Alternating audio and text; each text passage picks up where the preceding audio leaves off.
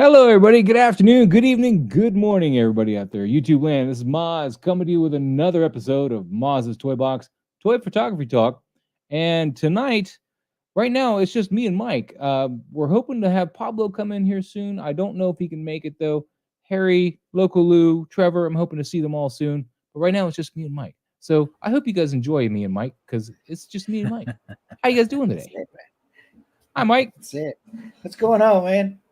Oh, not a whole lot, man. I'm just feeling small next to this guy. You know, I bet you are, man. SMO. I bet you are. Oh man, crazy times, man. Tall. Yeah, he's 3 foot tall, man. He's huge. He's a huge mopo. But yeah, I was busy this week. That would like come up to my knee. I was just looking. What, your knee is 3 feet off the top ground? Wow. About that. I'm something like that. I'm short, man.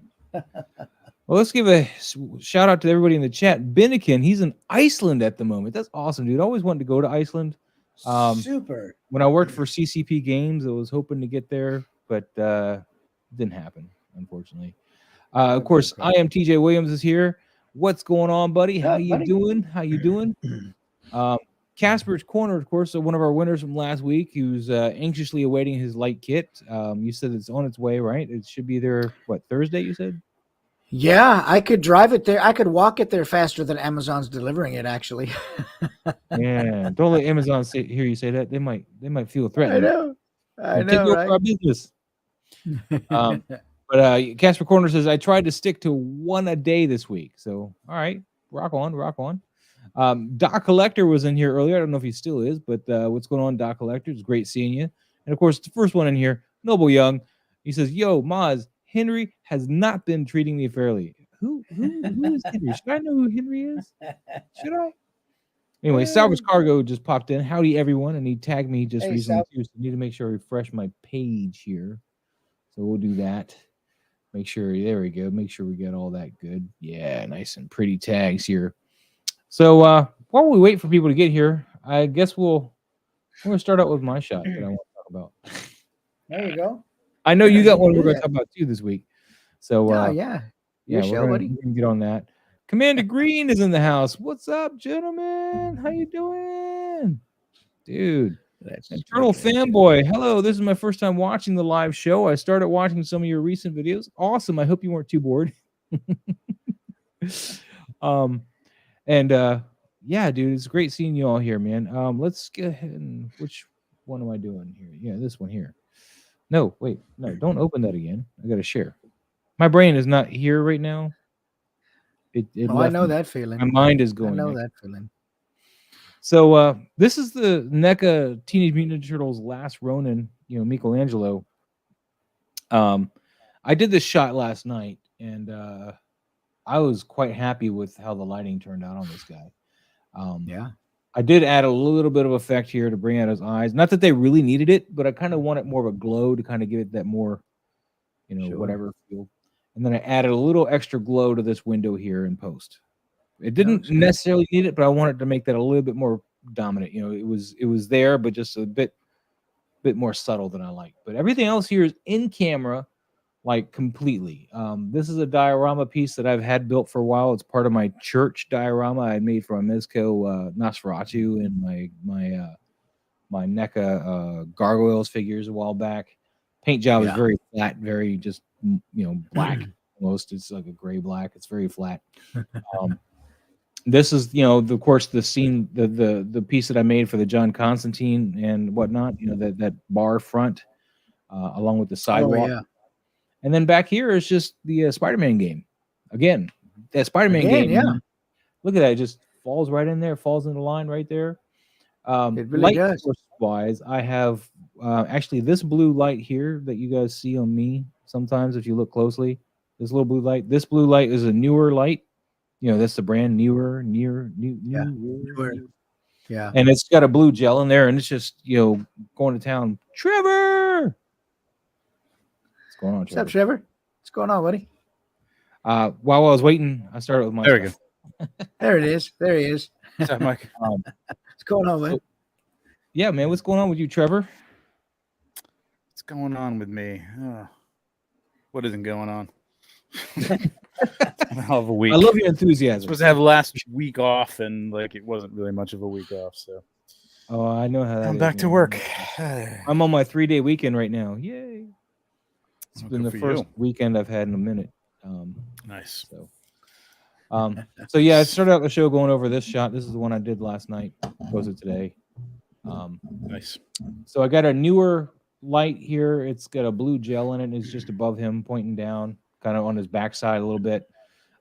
It's a fairly larger light. It's about this big, so it's a little bit bigger than my panels. So it gives a nicer spread of light. I got a warmer white light over here to the side, bouncing off a bounce card. I recorded all this. I had to go pick up my new car today, so I didn't get to edit the behind the scenes. So I'm sorry. So I had a little loom cube pointing towards a white bounce card, so that's kind of hitting him. I'm pointing my hand like over on this side a bit. Nice, even, very nice, like subtle bounce card. I liked how that turned out. I had another light kind of coming through in the back of this little alleyway, just kind of pointing in this way a little bit, just kind of bringing. I wanted to make sure this foot didn't get lost with the wall and stuff. So I just wanted to bring a little bit of light back there. And then, of course, I had a warm light going through this window. This window, of course, had tissue paper in front of it to just help diffuse all that. But yeah, this is a lot of bounce light. The only real light on him that's not a bounce is that blue.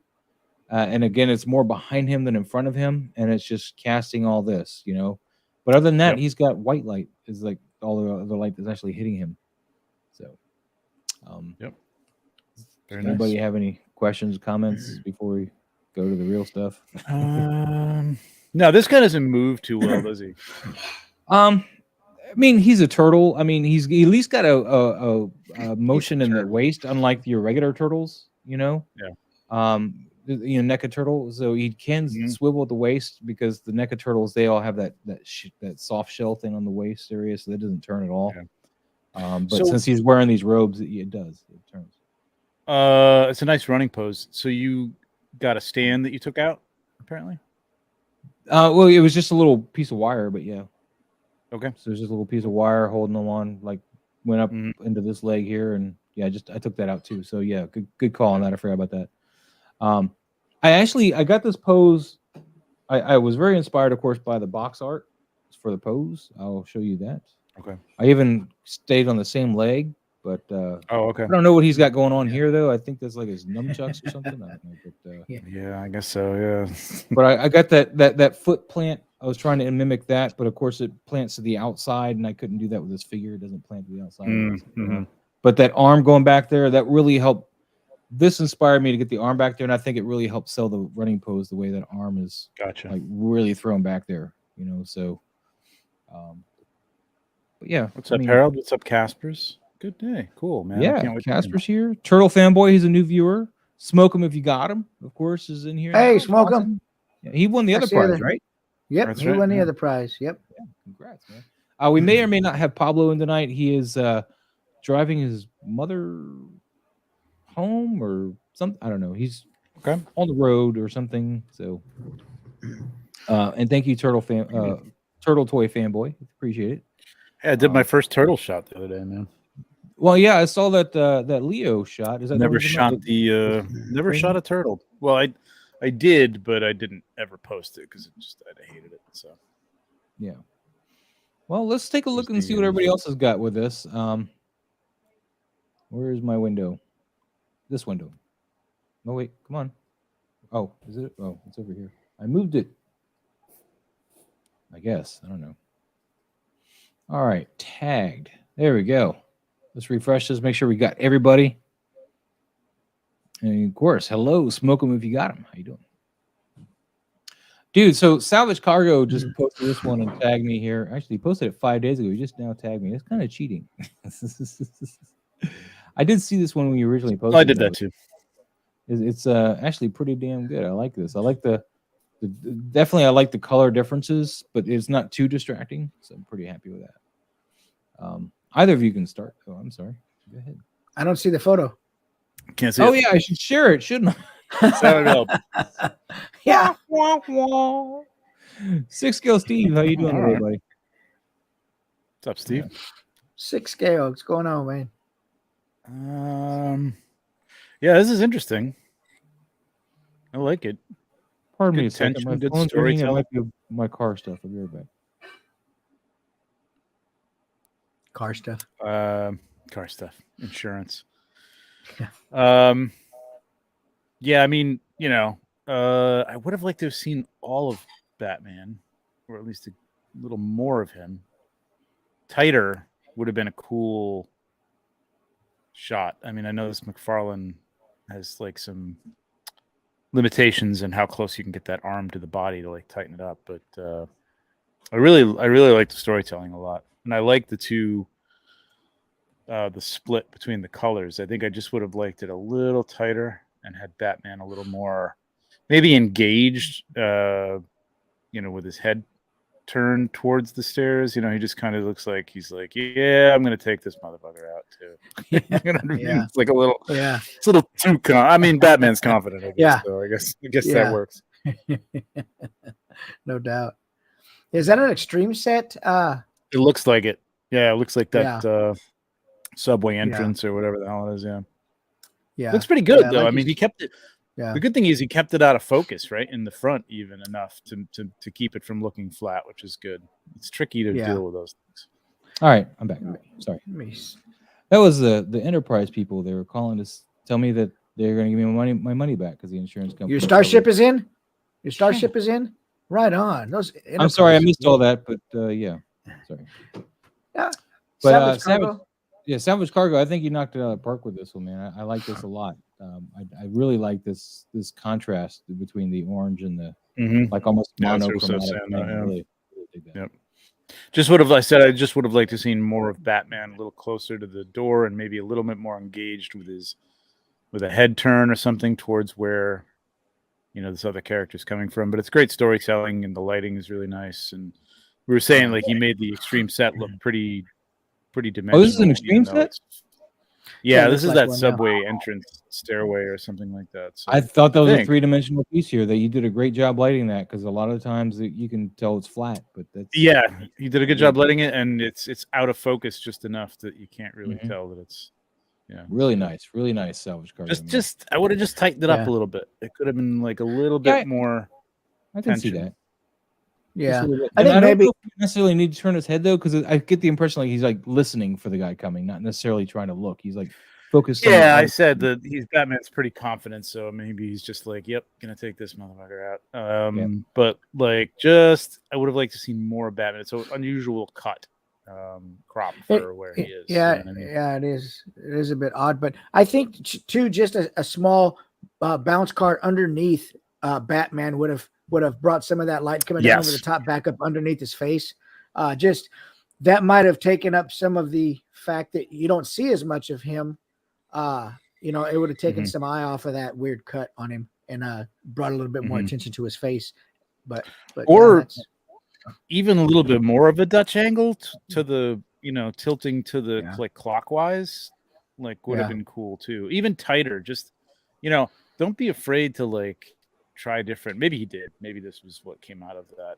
That's fine. It is good. I see what you're saying, Mike. Like I think the light, at least it's defined down there. You know what I mean? It's not completely in black, which is really good. He did a good job with getting that top light to hit some of those little greeblies and stuff that he got on there. So all those gadgets, gizmos. I'm personally okay with the way he did this. I mean, I can see what you're saying with the I think it's good. I kind of like the artistic choice of not using it too, because Batman's kind of a shadow type character. I mean, the light's trying to grab him. No, I like it. It's good. Yeah. It's a good All shot. Right, we're gonna move it's on. good, really good storytelling. This is awesome, dude. Really good work. Oh, and one more. We got Man Bat from Salvage Cargo. Now this one I can tell, but that's okay. Mike, I'll let you start. Yeah, the first thing that grabs my attention is that fold of the cardboard in the front of the frame, lower part of the frame. Let me know it was an extreme stuff. I caught that too. But that aside, I'll tell you, shooting these types of figures for me is kind of tough because they're full of detail and they look really nice, but they get really plasticky. And they, you did a good job posing him here. I know he's not really that posable of a figure. Did a good job posing him. Got his hand resting on that rim of the building there. Knuckle resting on the. And got some blue coming left of the frame there, but I don't see any of the blue really falling. Well, I see some under his shoulder there, a little bit coming down, a little bit of blue in there. I think it's a fine looking shot. I think you really, you got to get wide if you want to get those, I don't know, what are those wings? Some kind of, I don't know what you would call those, but if you want to get all of those, you definitely got to get wide because he's a wide, he's got a wide wingspan, but no, looks fine. I think maybe a diffuser here might have, or a little bit less light on top, because it's getting a little bit glary. That hot spot. Well, this is the same thing we said about the last shot, with like you lit it well to hide the flatness of the extreme set. Is the problem here is that back looks, it's just too hot on it. If that was more in shadow and you aimed, the moonlight or the street light or whatever, like some utility light or whatever, they're right at Man-Bat and not at so much at the building, I think it would have been a better. Yeah, because it is getting a little two-dimensional here. I'm seeing a lot of flatness right here. Yeah. That's the problem with those things. But I mean, the focus is good, but it's just when you don't hit that same light that they have those shadows on, like it just looks that's fake. Yeah. There's another thing you can try as well if you're getting a lot of this plasticky look is if you're using Lightroom, I think if you adjust the texture, is either the texture or clarity, you can bring those down a little bit and it'll help eliminate some of that plasticky look. But really, you do want to try to use more bounce cards to eliminate that. With the hair, it works okay, but here's where it's really starting to look kind of plasticky on this arm. So it's a tough. I was gonna say like on the right arm on the top, basically, it's a little hot, but. It's in there too. Yeah, I think just diffusing it, like you said, like with some tissue paper or tracing paper or something, would help a lot. Or just bouncing. And you could Photoshop that little corner out there too, or just bounce. The turtle one. That moonlight, I understand. Like you want that moonlight to be sort of bright. You know what I mean? But there's no way to eliminate that without like diffusing it a little bit. You know what I mean? Like you want it to hit the figure. Nice and hot, so that it's like moonlight hitting him, but it's got to be a little softer. But with some matte spray. We really used bounce cards, and that helped eliminate a lot of that plastic look that NECA figure had. So good stuff, Savage. Let me refresh this real quick because R3 just tagged us too. R3 Toys, you're skipping to the front of the line, cheater. He found the loophole. He's got a bounce card here on Miles here. This is definitely a bounce card or something. It's not a hot light. Usually we got a diffuser, nice bounce here, but because his face can really pick up some of that sheen, that plasticky sheen, if you're not careful with the lighting on him. But it's really the nice Miles. shot here, the Hot Toys one is pretty soft, but he did a nice job of diffusing it here, and this is really nice lighting. This is good portrait lighting. Real nice even lighting. I like it a lot. Would have set that hood down a little bit. I know it's tricky, but like just a little. That wire is a pain in the butt, man. I don't know why they wired the hood. I know it is. I know it is. But I like the pose. Like he's not like even. He's got kind of his hand up as if he's, gesturing in the coat. He's like talking to somebody, pointing to somebody with his hand in his pocket, kind of thing. Like, hey. Yeah, exactly. Or he's about to take his hand out of his pocket or something. Yeah, I dig it.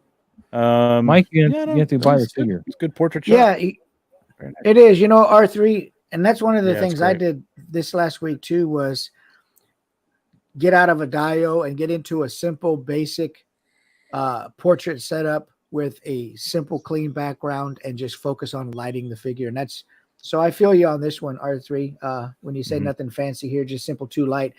Sometimes it's good to get out of the dio or get out of the extreme set or whatever and just focus on the figure, a good pose, and some basic lighting. And you did that here. It looks nice. Yeah, I dig this. Of course, it's I love a good this reset. I mean, if you do a lot of stuff, it's a great figure. Yeah, but that's a This good is why I reset. brought- Like I do it every once in a while too, and I probably am too. Yeah. Can you hear me? It's so easy to get caught up Yeah. in thinking you're taking good photographs when what's really happening is just the whole scene looks good. So it makes it nice to be able to reset, like you say, you know. Mm-hmm. Yeah, I really dig this. Like I said, I good. got 2 of these figures. I love this guy a lot. He's awesome. You got enough figures, Moss. I had to get 2 of these, man. You don't need. I know, really. Had to get 2? Yeah, because he's got 3 different looks, man. So here's salvaged again. He's all over the McFarlane figures. I had this guy. I've only shot him once. This is the McFarlane Swamp thing. I got to do something with him and John Constantine eventually, though, because you know, they're pals or whatever, you know. And I got the first appearance Swamp Thing number 37, so I'll maybe throw in the comic book and throw those 2 characters in there and do some kind of shot. But this is really nice. Funny. It looks good. A little hotter down here than I'd want. I don't know what's lighting him so brightly down here. I know you want to kind of bring him out of whatever you got there, and of course want to light something to kind of pull him away from the background and just make him stand out. But this is a bit hotter than I personally would try to go with. I don't, unless we had a story as to why it's that hot. It kind of it's the bioluminescent algae. Well, wouldn't that be a color algae of the pond? Make that look green or blue? Yeah, that's right. I don't know. Yeah, maybe. Yeah. But yeah, Trevor, what are your thoughts here? Is Trevor's camera froze or something? I mean, I don't see. I think I get what you're saying about that. Like, what is? Am I frozen? No, you're lagged. You're okay so now. your sound is coming through when you talk, but we don't see you actually move and stuff with that sound. You move, it just takes another minute. It's like, oh wait, Trevor's talking. Let's make him look like he's talking. You know what? I'm gonna turn my camera definition down to 720 because I had it at 1080, so it might have been too much. Okay. Yeah. Are you good now? Is it better? It's better. Yeah, it's kind of synced better. up. Yeah, but you're small, so it's hard to tell. I can even come back in. Yeah, I think you're. I'll okay. leave and come back in. Hang on. Oh, okay. Everybody, just hold for a moment. Trevor will be right back with us. I remember seeing this movie, you know, when I was a kid, Swamp Thing, man, and this is a great looking figure, and I like the stretched out arms of this, and I like the way he's leaning up toward the camera, kind of. It is a bit hot on the green, but you know, you can make up your own story to go with why it's bright down there. Who knows? You know. Yes, he is a great looking figure. He's a great looking figure. There's Trevor again. Yeah, how's this now? I don't know. I wasn't looking. Better? I didn't get my binoculars out in time. All right. Well, you can hear me, like I'm not lagging or I can hear you. Yes, and then you moved. I'm behind. You guys are like answering me like 2 seconds later. Yeah. Oh no, it's all good, man. We can work it out. Just everybody give Trevor an extra minute or so. Anyway, I was saying like, I was saying that, like motivated light. What is that light down there? You know what I mean? That's creating that light. You know, it could be anything. It could be a fire in the swamp or something like that he's like coming onto. So. You know, it's nice. I like the top. Good composition. It's good. Nice shot. Yeah. I love the what you got going on for the background. This is pretty nice. So you obviously have some engaging elements here in the foreground too, because his hand's about to touch whatever tree that is. And so, and of course, this is in the foreground going to the background. So you do have some of this actually in camera. It's not just a screen or something. And I think you did pretty well with that. The most jarring thing to me, like I said, is just how bright this is and then how dark he falls off towards the top. Usually it's the other way around. You know, the top is lit a bit brighter than it falls and gets darker as you go lower. But you know, just without the story as to why it's doing that. You know, it just seems, and usually I'm not like, oh, I need the story, but you know, today I'm like, you know, why is this crotch brighter than his face? I don't know. I can appreciate too that it's not, you didn't keep everything green. There's some blue to contrast against the green, and then there's some yellow in there too, and a little bit of sort of magenta camera right in some of that foliage. I can appreciate that you didn't keep everything green. That would, it's not easy being green, you know. It's not, man. So yeah, let's good give a job shout on out to Mr. Mom Collectibles. He says, comes in. What's going on? What's happening, everyone? What's up, man? What's And going on? Dockinator, of course, came in. Hey guys, hope you're all doing well. And then he, of course, does the Dream Warriors. So I'm sorry, Mike. I thought I was catching you at the end of your thought, but I interrupted the whole thing. So continue or start over. You're good, man. No, Dockinator. I just reminiscing on some of the old Dawkins songs, man. That's all. Some of that good 80s metal. All right. Trevor's, I think, still working on that stuff, but he's already gone over this. We'll move on to the next one. Great job, Salvage, though. Great job. Let's see what we got. Commander Green in the house. He's got some troopers going on. And what is that? I mean, he's really good at using like in-house products to make it look like something, but I'm kind of getting the impression this is like a nozzle with a spray can or something. Yes. Trevor, you back? I'm back, yeah. Kind of. Okay. Still slow. It did take a minute. I'm gonna try it again. Okay. Well, let's have you start with Commander Green. That way you have time to play with your camera and stuff if you want to afterwards. Oh, he's gone. He's going to go do it now. He's going to do it now. Go ahead, Mike. What are your thoughts on Commander Green here? Commander Green, I like the warm glow camera right of the fuzziness that carries over into the back trooper's helmet. It's a pretty reflective on that helmet. I'm not sure what the story is here. I'm kind of dull in that sense anyway. I seldom get the stories of photos, so I think there's a force fielder that way. Yeah. It's a tight shot. I think I might have.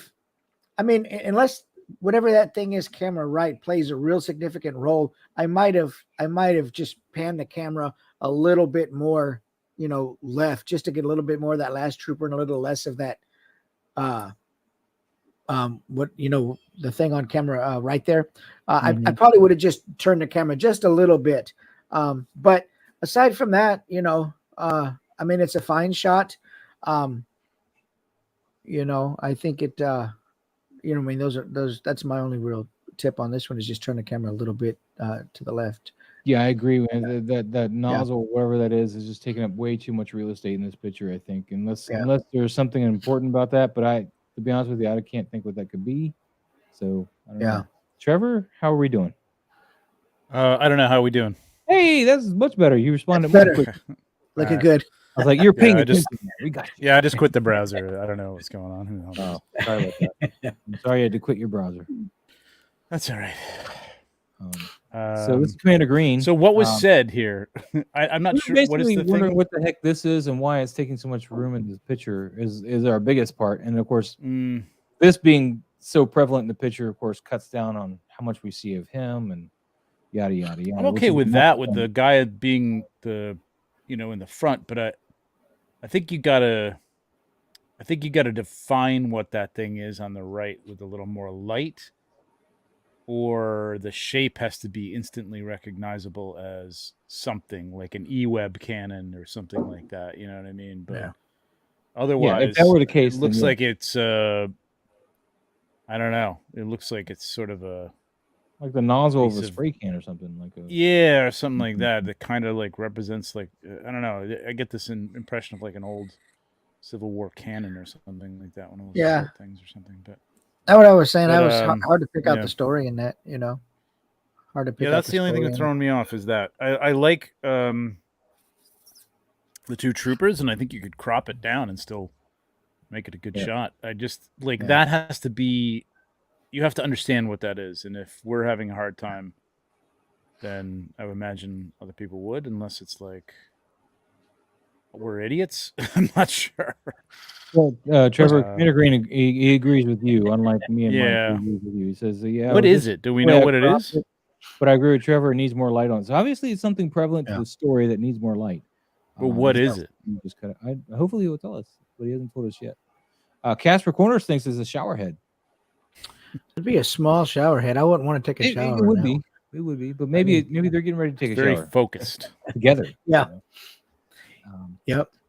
But we'll see. We'll come back to that. Hopefully, Okay. Commander Green will fill us in. Let's But the move lighting's forward. great as always. Very nice. Very cool. Yeah. Definitely very Interesting. nice.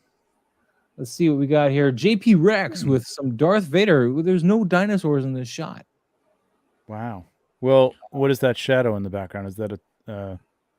That's either the Twitter that's- bird that's or that could be a. Ahsoka's bird. That's Nessie. That's the Ahsoka bird. Nessie. Nessie. This is the scene at the end of Clone Wars after he goes. Yeah, yeah.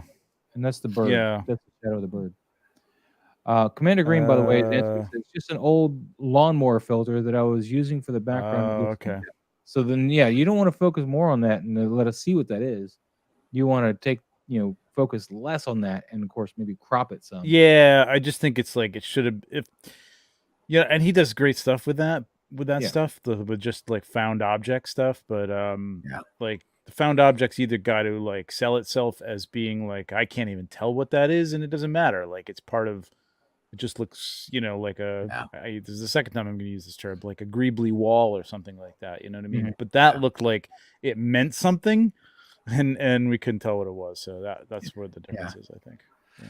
Casper's calling out the lack of footprints for JP Rex, but Vader can use the Force. Maybe he levitated. We don't know. Maybe he just he can glided over the. He can do so much with the Force now. With every continuing episode of a show he's on. But this is the best part of Clone Wars was season 7. I mean, there was some good episodes in there, but season 7 was incredible. Was so I like this. I don't like that shadow. It's too defined, but yet not. It's too defined, and I don't. Yeah, I mean, I probably would have figured out what it was, but it's like. That looks like it fell through the snow and it left like one of those cartoon holes or something. You know what I mean? It's a Wile E. Coyote cutout. Like it just went, shadow with a bird would be extremely soft and you wouldn't be able to tell what it was. So, think about that and think about, do I need to include it? I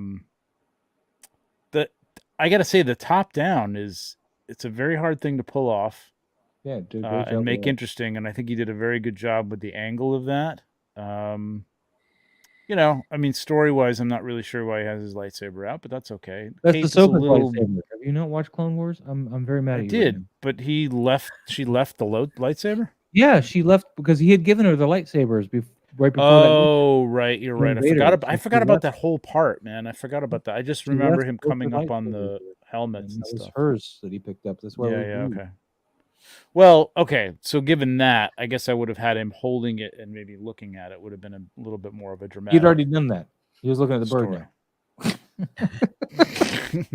I've seen it up and goes, what was that sound? It sounded like something hit the snow. What was that? No, I'm just kidding. Don't worry, I'm on your side, man. I know what you're doing. No, I'm just kidding. No, I'm telling you, like compositionally, from a top-down shot, not easy to make something look like a toy can look really, really toyish with a top-down shot. And I think he did a really good job of not having anything in here. Let's forget the shadow of breaking the illusion. You know what I mean? And the snow is out of focus enough so that you can't really see if it's in scale or out or not in scale. I don't know if he did this outside or whatever. The cape is a little wild. I mean, I would have had it maybe billowing to one side or something like that, but it's a nice job, man. And it looks like he lit up the control panels with the Photoshop and stuff and the lightsabers. He did a great job with I mean, that's nice. I mean, composition is good, really good. The answer I think to this though is if this was an actual physical prop that he was using to cast light or anything like that, what I would have suggested is have that way in the foreground and just bokeh really. I mean, you'd tell that there was something there that he was looking at, but that would be like the most of it. And then maybe you can go back and cast that shadow in relation to it, maybe, but it wouldn't be necessary either. But any of those that know the scene would have known even looking at the. You got a starkness here. Like, why pull my eye away from the subject when you've got a beautiful like black? I mean, this is black and white you're dealing with, which is great, cool way to do shot. That's what's great about Vader is he's all black and like. And it's really nicely composed, and your eye goes right to, his face, down his chest, and to this lightsaber. It's everything you want it to do. It's a nice Into the crotch. Don't forget the crotch. Well, yes, okay. Cod piece. Don't pull my eye off from the subject to give me. I mean, if it meant something, and I know it means that Ahsoka was there or whatever, but like that's her lightsaber, so it's enough of that, I think. Yeah. No, I get it. It's a hard thing to pull off what he was going for, and I appreciate the effort. I do. I think he did a great job. I mean, I think he did a great job. I think I would go back into Photoshop, get rid of that shadow, and this is a much better shot right there. And if you want to get rid of that shadow and recreate the scene, maybe if you have any clone helmets laying around, just kind of bury like one here, or something, just kind of half buried. I was gonna say, but we would know the scene a bit more instantly. I mean, I think I would have known it with or without this here, but you know, it would have helped tell the story to those who may need that nudge. You know, just maybe have a couple of the Ahsoka clone helmets in the snow or something. I'm surprised at the way he lit this. Let me see. Hang on a second. He's back here with the light, I think, and no, because that's got a lot of shadow there. Yeah, that's what I'm getting. Maybe he light on off. That helmet looks like he's got. I wonder if did he compose this? No, I don't think so. Because don't you think there'd be more light on the snow? This is the all these part lights on he's the rocking helmet? right here, I think, because that's why that's so big. See that outline there? Yeah, I would have thought that it would have cast a shadow on the snow, though, a little bit more. I don't know. Maybe, it's hard to say. I don't know what he's using for snow, but maybe he was actually outside. Possibly. I'd like to know. In this day and age, you never know. Mike, do you have any thoughts here, or are you? How are you doing? If it, if something, the thing about photography like this, you're in charge of everything in that frame, and what I mean by that is there is nothing in there that was on accident. So if that shadow plays some role in that scene, I think, we need to understand that a little bit more, or take it out. Well, you would know it, so I know that because you're not a storyteller. Yeah, I wouldn't know it. Yeah, I think maybe just adjust the white balance a little bit on this. Now, if it's really snow, then here's the tricky part, because if you're going to adjust the white balance to make that look a little bit wider, there's not going to be any detail in it, because when you're shooting from the top down, your depth of field just vanishes instantly, and so you're not going to see any texture in that snow anyway. But I think it's a little flat. I would like a little bit more highlight in the cape, a little bit more bright on the ground. Just a little more contrast in there. But top over shots like this are tough, and if you ever find the extra money laying around, you can buy what's called a swing arm, and that will get you dead center over the top of the figure, and whatever is you attach it to your tripod, and it's basically just a pipe with a thread on it, and it will boom right out over the center top of that figure, and you can get dead center over the top and really do some really cool stuff and experiment with that, and it's really kind of fun. But I think you did a fine job on over the top here. But I would like to see a little something different with the lighting. It falls pretty flat and gray on the bottom, and the cape is not as punchy as I think it probably could be. So, but that's all. That's how the professionals keep their toes out of the shots. Is what you're saying? The swing arm. Well, yeah. I mean, swing arms are just so cool, man. It's really interesting because it's a whole different perspective. We see things at eye level, but when you shoot from the top, even your posing is different. I mean, it's a whole different world, and yeah, it keeps your toes out of the frame too. But you lose depth of field quick, man, if you're not stopped way down. And it's fun. I think JP Rex did a pretty good job, all things considered. I really like this shot, and of course I understand where exactly he's coming from. So great job there. Yeah. Right on. Of course, things that could be worked on. So look into that. But, let's move on. Get the Alpha Raptors. It's like they plan their posts together all the time, because I click on one and it's the next one. It's crazy. You guys synchronized somehow, JP Rex, Alpha Raptor. Another snow scene. And I love you can see the texture of the snow, which is really nice. Yes. So I like to know what they use for that. But we got some dinosaurs in the snow, so it's pretty cool.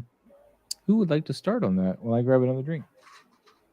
Go ahead, Mike. Well, thank you. Yeah, once again, the animal maybe it's me, but I'm a coward to shoot animal figures because they take a special approach, man, for sure. These look really nice. I like the baby one in there. I see the story going on here, and she's a brave woman to have her hand next to the mouth of that dinosaur there. But I like that the other one's got the the piece of the plant in his mouth. I think the white balance is. I think they're herbivores, so I think she's okay. Yeah. Yeah. There you go. She'd be all right. And then that's probably what a digital background. But I like the use of the little wooden sled, and I could see the story here. I think it looks good. There's no real advice I would give you on this one. Maybe Trevor has some advice to give on this one, but I think it's a fine shot. I see what's going on. Sorry, Lou apparently is maybe Trevor. I think Trevor fell out again. No, I think I'm lagging again. I think so. You're lagging.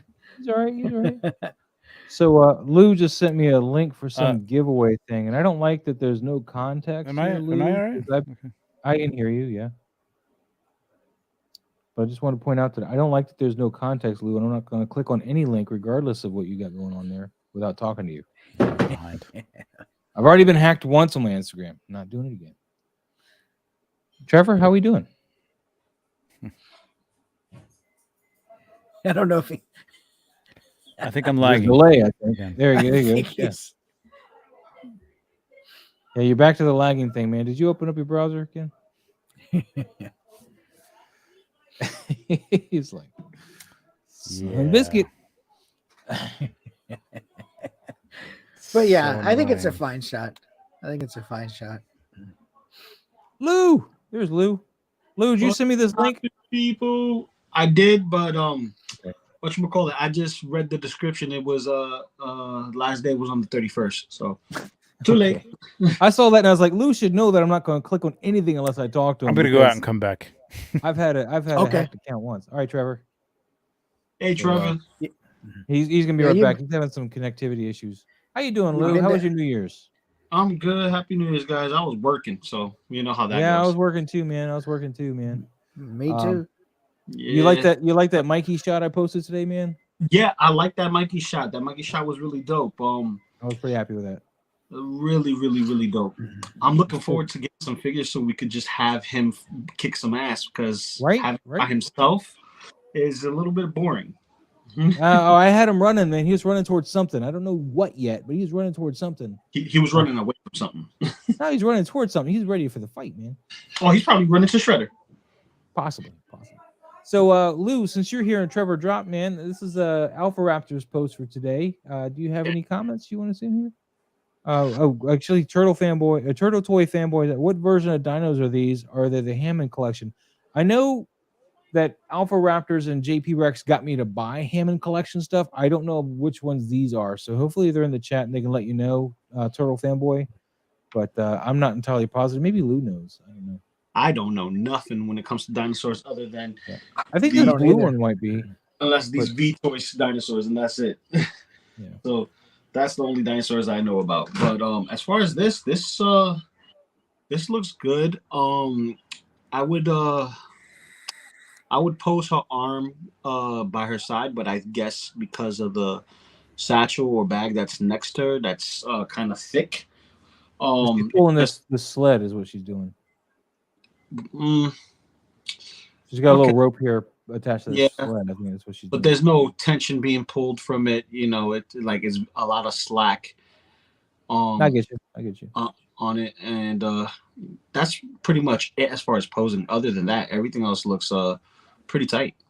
Yeah. I do think that, if I can interject one more time, I do think the back is a lot brighter than the front, and those shadows. I'm not sure the lighting matches up all together that well. The brighter part of that scene is in the back. Yeah, and I agree. So I see it. Your blacks aren't quite matched up with the background you're using. But that's something you can just work on. Just work on matching the blacks, and that should all start falling into line right there when you get the blacks matched up. We're gonna move on though. Alpha Raptor, thank you for sharing. AO.Z, what is this fantastic looking piece of pie you shared with us today? That looks nice. Shot with the Nikon D7000 lens Sigma 105 millimeter. This is a Nightmare Flash from Flashpoint Studios. Yep, apparently looks nice. So I have not seen this shot or this figure. That figure, wow. It's I all like that figure. I like it. All the armor pieces on it is die cast. But wow, unfortunately, because who's playing this particular fashion, a lot of people may not want it. Some people do want it. Either that, like, to me, it don't matter. You know, it's a toy. This right here, though, as far as like the lighting and the shading and the depth, I dig it. This is awesome, man. This is like good composition of lighting. You know, you can see a silhouette, you can see the details. It's not washed out with light, and it's not, you know, void of any space. It's like a nice portrait shot of the back. Yeah, lots of texture in there, man. Good looking figure. Dude, I like this, man. This is a nice job with the lighting. I'm really happy with it. It really brings out that metallic look of it. It doesn't like overstate the light source. It really just shows off the piece, which is a really good job there, Ale does that. I'm really quite happy with this shot. You are cutting off the arms, though. I know Mike has a problem with that, and there's of course no feet. I'm okay in this one. I mean, you don't even pay attention to that in this one because all that texture going on in this figure is just really, really nice looking. Yeah, you know. No, I love the texture on it. It looks great. Speaking of figures, though, Lou. Welcome to the club, finally. Now, I know, right? Now, hold on, we're not done yet. Hold on. Now, if you know how to, you know, work around the pleather situation on his trunks without pinching it and having it all messed up. See, look, that's a figure I'm missing and I need to grab. If you can get leather on that guy too, bro, you're gonna have so much fun. This is the Mezco Thanos. Mm-hmm. Yeah, that's one that's in my wheelhouse next to grab. And finally, you got the Batman versus TMNT. Hey, I got the Robin with. I got really sad at the lack of torso twist, though. I told you they're a brick. It's not this big behemoth behind me that my wife just saw a few minutes ago, and she's like, because she knew I was on the air. She's like, I was like, it's cool, right? But Give me I'll be right back. Okay. What's that? I'll be back. All right. So he's gone. We finally get rid of him. Let's go back to work. I kid. Dude, Pop and Son collectors with the John Constantine. This is the Mezco John Constantine here. Really awesome. I love this figure, guys. If you guys didn't grab this guy, man. Did you get Constantine or no? No, I didn't get him. No, I didn't get him. Look at the little, you can't see. There's a skull in there, yeah. Give me one. I can't give you one. I only have one. I can't give you the one I have. It's mine. Man, I hope Trevor's okay. I think he got lost. Man. So, yeah, Pop and Son collectors, man. This is a nice shot. You got the Mezco John Constantine here. We're really emphasizing the magic effect he's doing here. When you go and do these effects like this flame effect, you're going to want to add like a little bit of blur to it, because this is a very sharp image of a flame, and of course flame is always moving, so you don't want that sharp image. And of course it's also, if you look at his hand, he's got, this is further back, so it's not quite as in focus, so we're of course going to lose some sharpness from that as well. And don't forget that this is going to cast light on the hand, so when you go to shooting a figure, if you know you're going to do this kind of effect, you want to try to light up that hand with a snoot or something to give that fire effect, that real natural look in the hand. Other than that, I think you did a pretty good job. Let me see what we got here. Oh, look. Playing with filters. Okay. That was weird. Mike? I think yeah, I didn't get this figure, and I probably should have. Yes, you should have. My money went other places, but very, very naughty. I know, right? I think that this is the fine shot. There's a lot of orange in here, and I would like.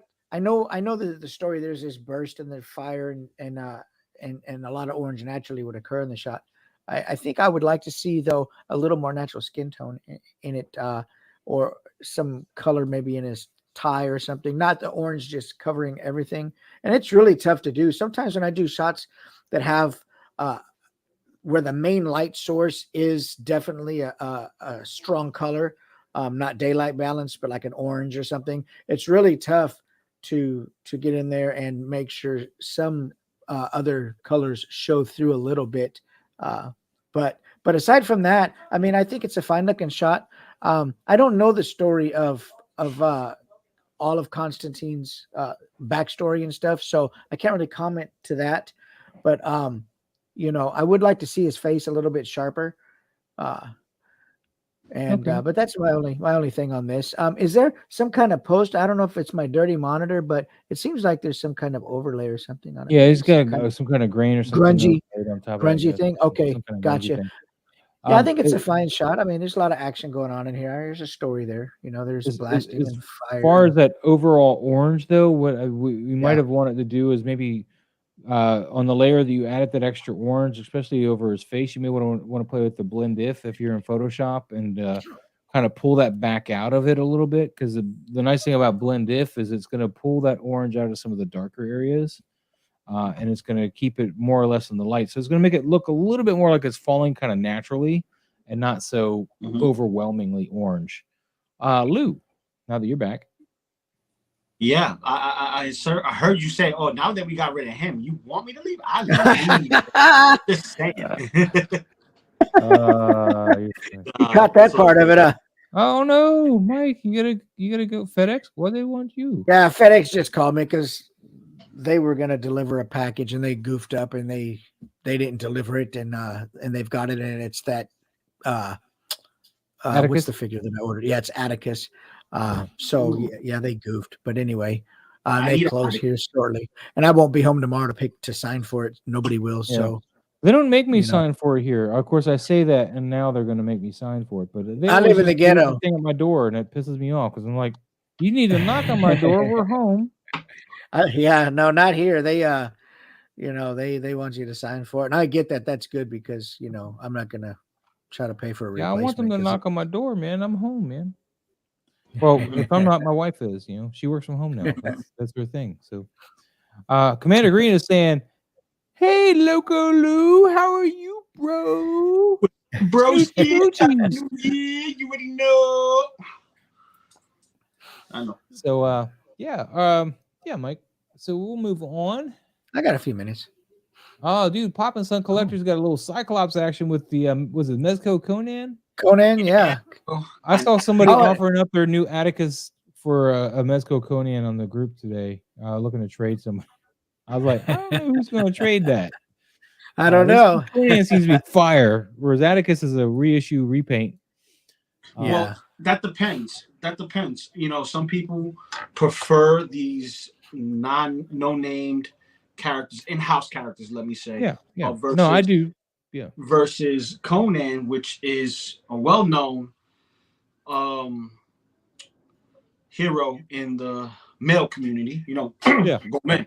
And some people love barbarians and the sword, blood, and guts and stuff like that, and others like sorcerers with wacky, different interchangeable parts. Yeah.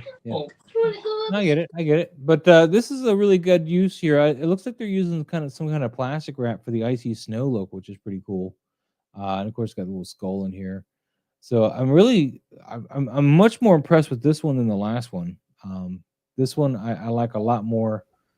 It's definitely much more subtle. Let's see what this is here. Oh, we got a wider shot, so you see more of Conan. I like the tighter shot personally. I think I appreciate. Sorry, go ahead, Mike. Yeah, no, go ahead. I just was gonna say I appreciate more of the photography here than so many of the effects. even though sometimes, you know, those effects are really fun to show, but I appreciate more of the photography in this one and the cool, you know, the story and the Dio, you know, scene that he created. Yeah, this is a really tight shot, man. I'm digging this. Oh wow, Dave. Cool. I haven't heard from him in forever. Dude, I love the Giants, man. You know, I got my Stone Troll with the interchangeable head, and I would love to get that. You know what I mean? Like, Well, you should get it then. We're not stopping you. I should. You know, because he goes great with the Conan. He goes great with the Conan. Definitely does. What is that on the collar right there under? What is that?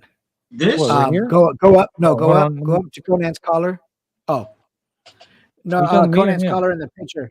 Oh, in the photo. Yeah, in Poppinson. Yeah, not yours. In Poppinson's photo. Right here, right there in the collar of his. No. Yeah, go to his collar. Give you any? I don't know. Right there. Right. What is that? Looks like a kind of blanket or cape or something. I don't know. No, but it looks like it's some kind of reflection or something. Like it was. Oh, it could be. It could be some bokeh out snow effect or something. I don't know. I mean, you can barely tell it. It could be a lens flare for all I know, bouncing off of something. But maybe it's supposed to be cold breath. Maybe that's the effect for that. Because in fact, I think that's what it is. Because it's over by his mouth. It carries over onto the Cyclops, and then it's also on the Cyclops here by his nostrils. So I think they try to do a breath effect, you know, to make it look like it was cold. Gotcha. I just trying to figure out what it was.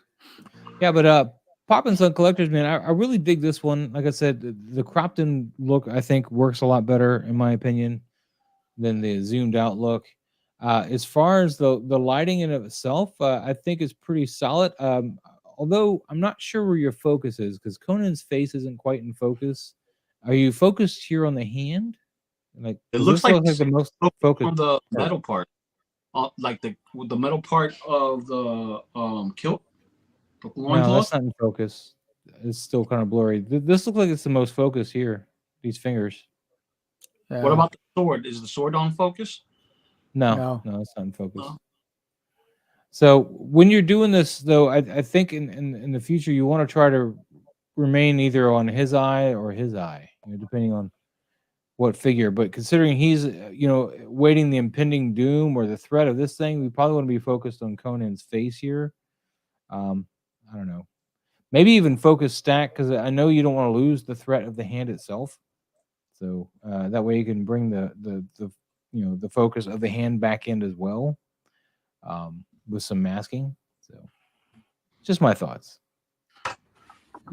We will check out the next one. We got Poppin' Sun Collectors again with some zombies going on here. Okay. I like that. I like that. That looks good. The first one's nice. Zombies. Yeah. I'm a fan of zombies. I'm a fan of zombies. So where's all the purple coming from though? Because Scarlet Witch has always been more of a red kind of thing, her magic. And of course, I'm not sure if I'm a fan of the purple, like totally saturating her hair the way it's doing. I think the purple is just the contrast, if anything, you know. Other than that, hold on, Mike, you gotta go. You said. Oh yeah, I got to scram because I don't want FedEx to close because I won't get my package delivered tomorrow. Get your stuff straightened out, man. If you get back relatively quickly, we'll probably still be here if you want to pop back in. They're not. They're only about 15 minutes from my house, so. All right, I appreciate it, guys. Sorry to cut out, but I gotta take it easy. Take care, guys. All right, later, man. And then there were two. That's exactly what I was thinking, bro. Where is Trevor, man? He said, "I'll be right back," and then it was like a horror movie. He's not back yet. I'm scared. I'm scared for Trevor. But no, that's my contention with this though. Is I don't understand the purple. I don't know where that's coming from, and I don't like that it's really taken over her hair. It's like really made her hair very saturated in purple. Other than that, the purple's not a bad choice. It's just I don't like what it did with her hair, really, is what it comes down to. Gotcha. Commander Green, how are you, bro? In regards to you, Local Lou. I'm good. That was 7 minutes ago. Never mind. Nobody cares how you are now. Get out. All right. We'll move on to the next one. Unless you got any more to add. Well, I like the posing. The posing's on point. It looks like they're trying to go with like a comic book cover or a poster, and I like it. The poses are good. I like the choice of colors because of the separation, and it makes it look somewhat cohesive. But I see where you're going with it, where her powers radiate red, and you would think it would be more red there. But since there's a lot of red going on, I think the separation of color works because you have red with Cap shield and some of his midsection striping. And then you got the red on Scarlet Witch and Iron Man. So a little bit of oversaturation with red if he went red. Well, I mean, and yeah, I mean, if you want to keep the purple, that's one thing, but I think you should kept her power set red and just had this more like a purplish smoke, whatever, is maybe causing that, like a new threat, because they're all turned towards something, right? Copy. This purple smoke is from something that's going on. Trevor! Trevor's back. He was just moaning and bitching about not being back. I don't like that purple covering up her hair, though. I don't like what it's doing with her hair here. I would agree. I would agree. Trevor, since you're back, you gained a Lou and lost a Mike. Yeah, yep. Mike had to go pick up his Atticus. FedEx didn't deliver it properly, so he had to go pick it up from FedEx himself. So he should be back. Jesus. But yeah, he wants his Atticus. No, I guess so. Yeah, Atticus is pretty expensive on the aftermarket. Yeah. So I know you're just coming back. Any thoughts on this one before we move on? Probably nothing you guys haven't said. It's a little bright in Scarlet Witch's area. A lot of hot spots on the figures. I mean, that's tough to. Yeah, it's just your lighting, like softer lighting. Oh, we were just talking about. I was talking about the purple the whole time. So you covered something new as far as. Yeah, the purple is it's a lot of purple, but I mean, I could see that kind of working. I would have tightened up the shot. Like, there's no reason to see. This over here, Scarlet Witch's Wanda's legs there. Really, I mean, you could have like brought the two in a little bit. Just tighten it up, and it could be kind of cool. Actually, purple's a bit much, but yeah. Casper says, "I feel like her powers would light into the purple. Maybe I've never seen it done that way, but maybe." Here we got a new contributor. Here we got the Bronx Bat. And here we got He-Man and Skeletor, and I'm not sure who this is, but apparently there's something going on here that Skeletor is interested in. Yeah. Yeah, that's Tila's love interest.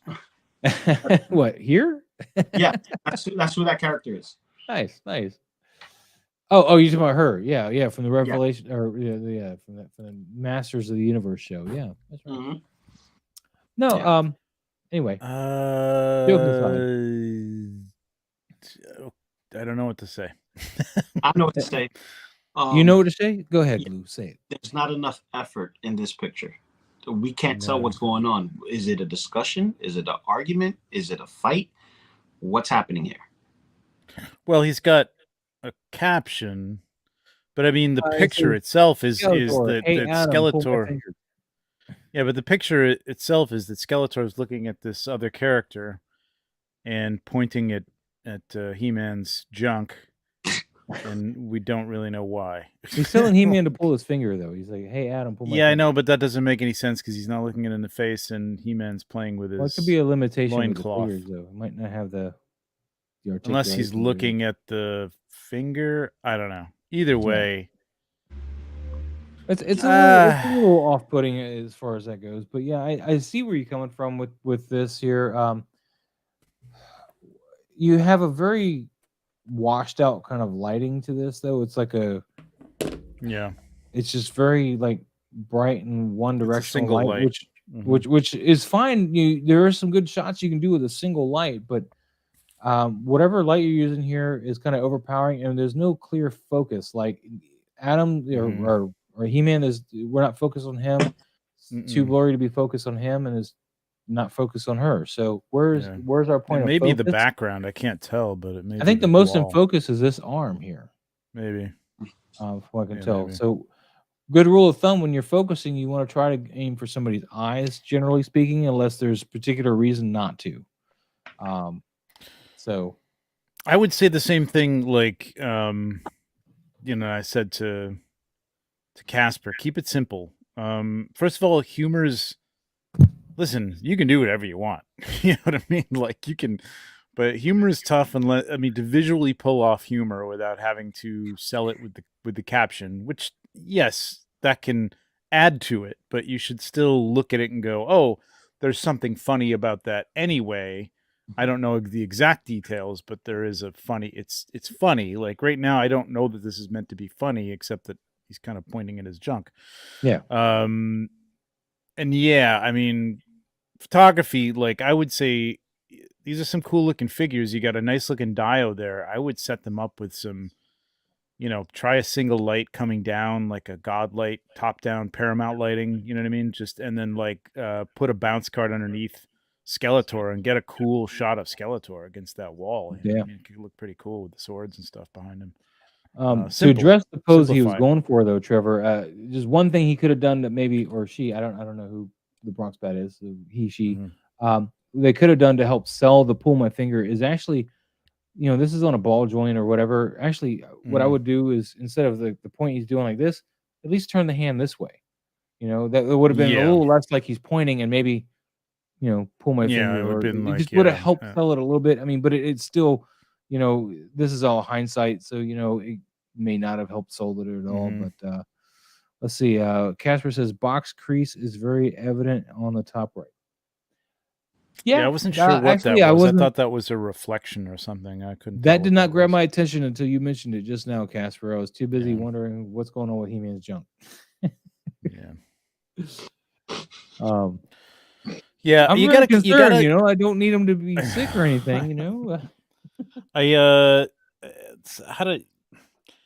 humor, I mean, again, has to be evident. If you've got extra characters in there when you're trying to tell a simple, funny story that don't have anything to do with it, like she's got nothing to do with this. If that's your story that you're telling, that you want, that Skeletor's coming up to He-Man and telling him to pull his finger, it should be a tight shot, and maybe just like he's got his finger out like this to his, to his face, and maybe I keep calling him Adam. Maybe He-Man is like backing off, or that'd be good.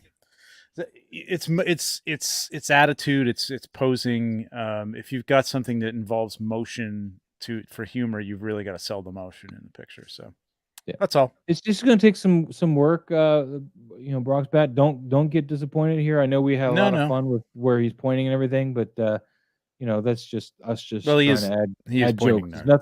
Nothing about what you did here. We're not trying to make fun of what you're doing per se, but just keep working on it and play with your posing. I mean, it's other than lighting and with toy photography, your next big thing is just working on getting fluid looking poses out of your figures where it looks like an organic thing and not a toy being posed. I mean, I don't know how many times I see what look like it'd be a really good shot. It's got great lighting, but then the toy is just not posed right. And it's an art. It takes practice. Lou is one of the best at it.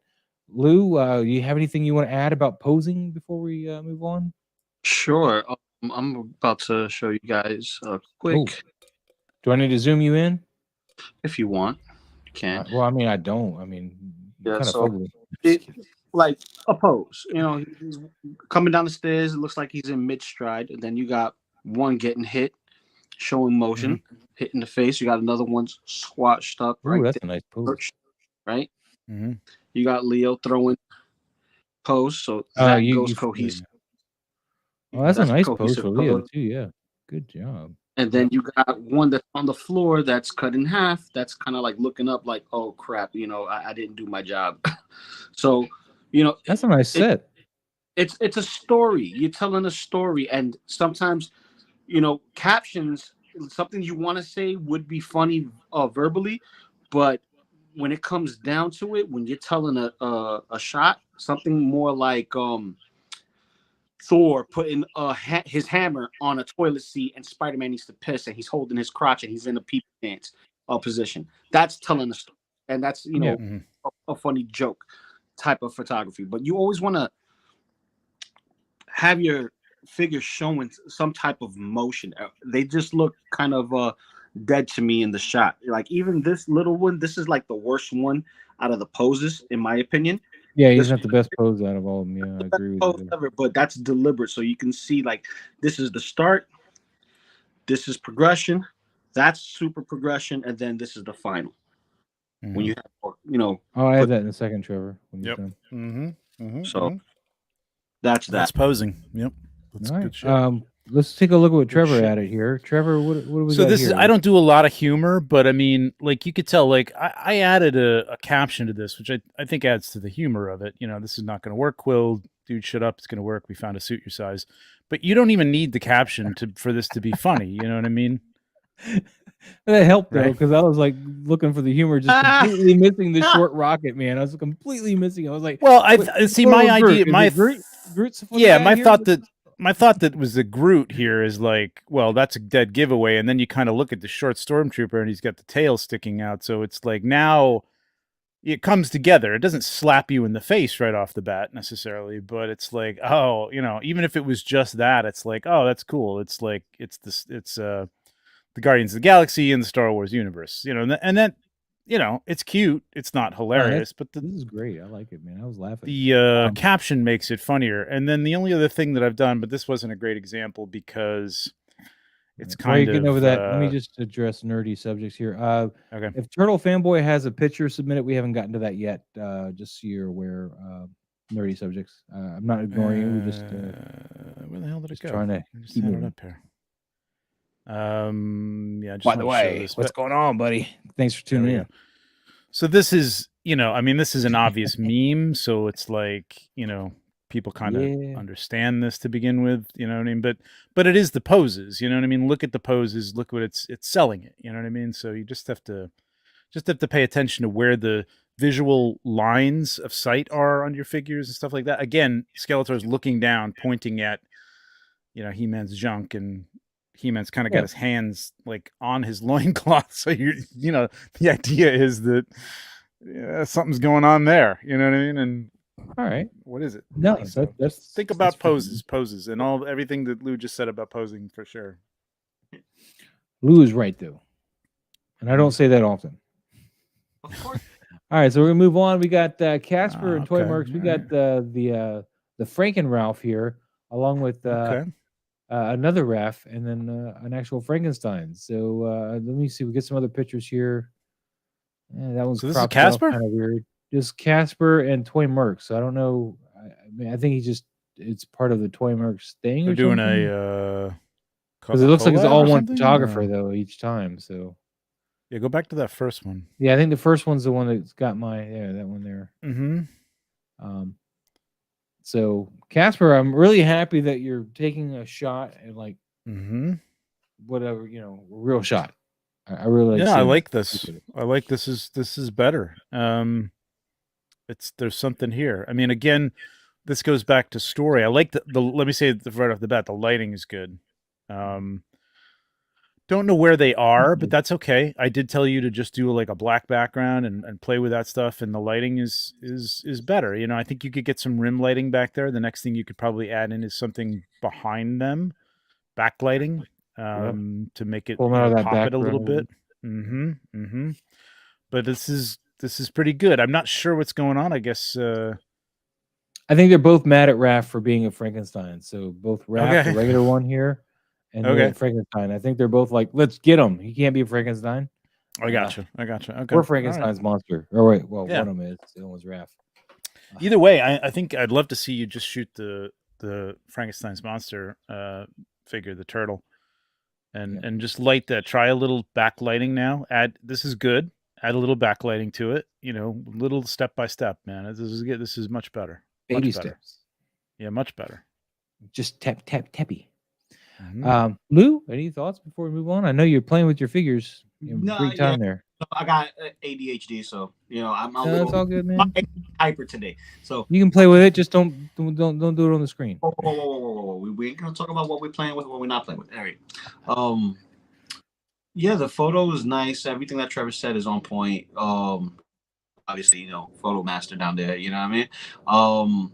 But as far as like pose Frankenstein and Raph, I probably would have done a back-to-back shot, kind of showing like, okay, the two are, you know, opposites of each other, and they're merged together into one being, kind of thing. Yeah, that's what he's saying. With a lightning effect in the back, and you can easily get that from either the Tamashi Nation's Thunder effect or the Bandai effect kits that they have, and just play with that. Throw a little light in the back of it just to kind of silhouette, lightening the birth of Frankenstein, kind of with this Frankenrath. Right on. Yeah, I would say that I didn't realize that. That's I mean, in his compositions, like you're starting out with some complex concepts. That would be tough to do, but I think Lou is right. Like if you had them back to back behind them, but then you probably have to at least stand Raph up a little bit so that he's taller. You know what I mean? It's a lot to do. I'm saying just play with the one figure, and play with the lighting, because that's a cool looking figure, and you could do some really cool looking lighting and do some portraits of it, and then move on to concepts and stuff. And if something gets to the point where you're like, man, I don't know how I'm going to pull this off, it's not like looking like what I want in your head, then maybe back it off and do another story or another concept or something. You know what I mean? Because this would be a tough one. Like if I wanted to do this, I'd be like, wow, how am I going to pull this off? Like, how am I going to make the idea that the two of them are combining without using a lot of Photoshop? You know what I mean? Into like, it's tough. It's a difficult one. So yeah, setting yourself up for a lot of work. I don't know if you're ready for it. You know what I mean? Just keep it simple, man. Keep it simple. This lighting is good. I know he's got the lighting, and I know he's got some composition. And he's got a whole new light too, because he won one. Yeah, last week. Right. And I know he's got some composition skills. So he's an instinct there a little bit.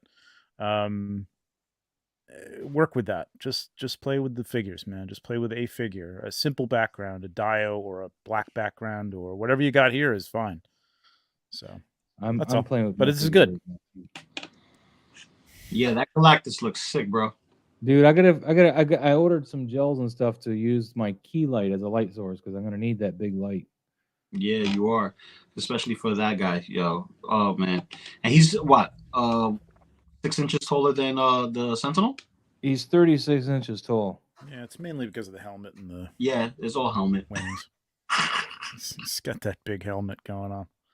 Dude, I love him. He's awesome. Like I said, though, my wife just now saw him today, and she was like, "What is that? What is that?" She's good at that the satanic ventriloquist thing where the mouth doesn't move, and she's like,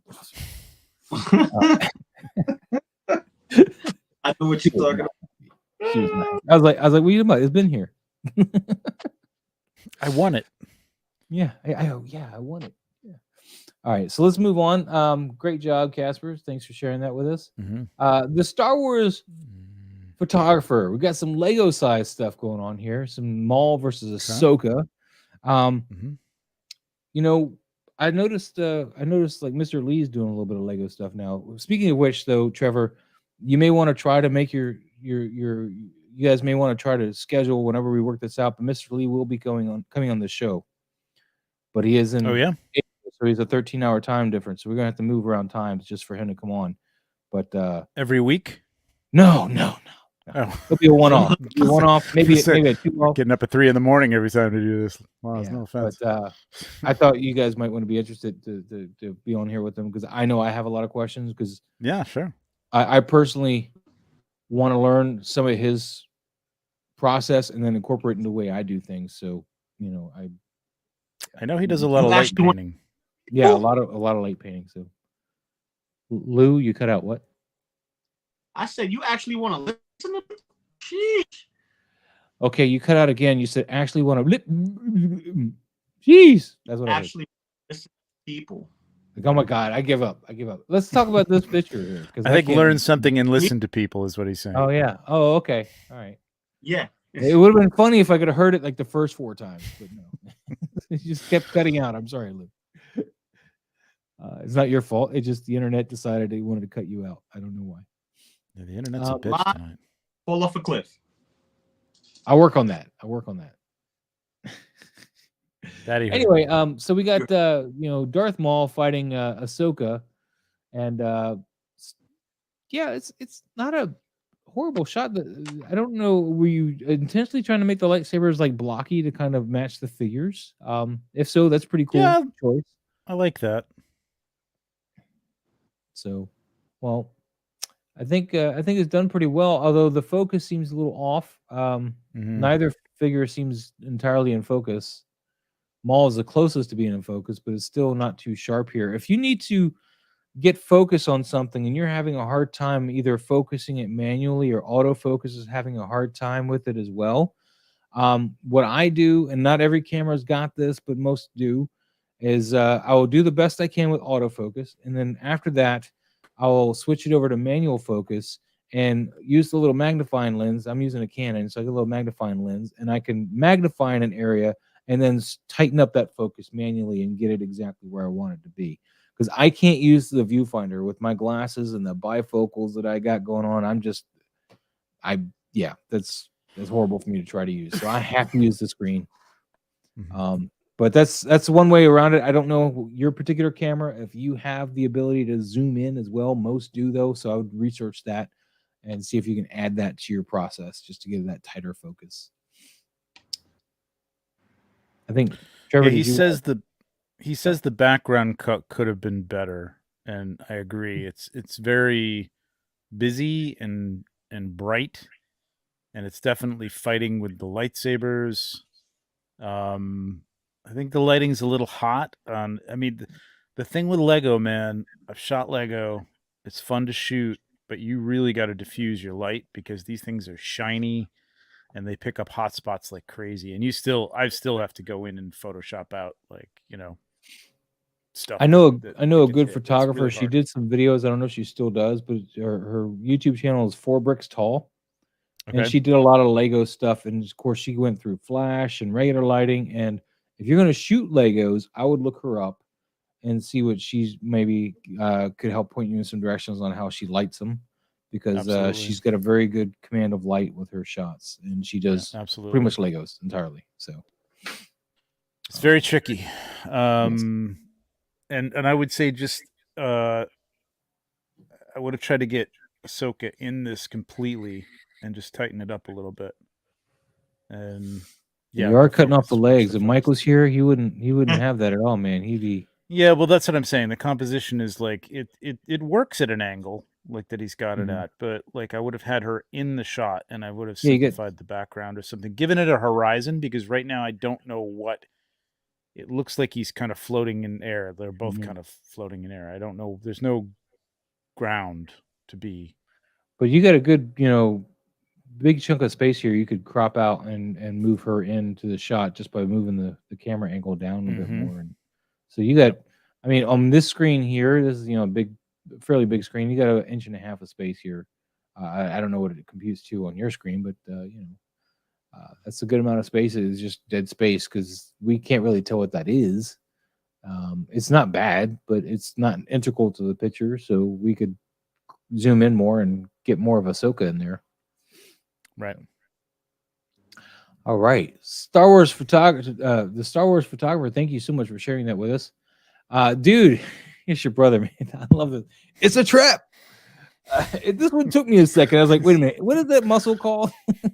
It's a trap. And I love the lighting on this too, man. Tom, this is a nice, very nice lighting.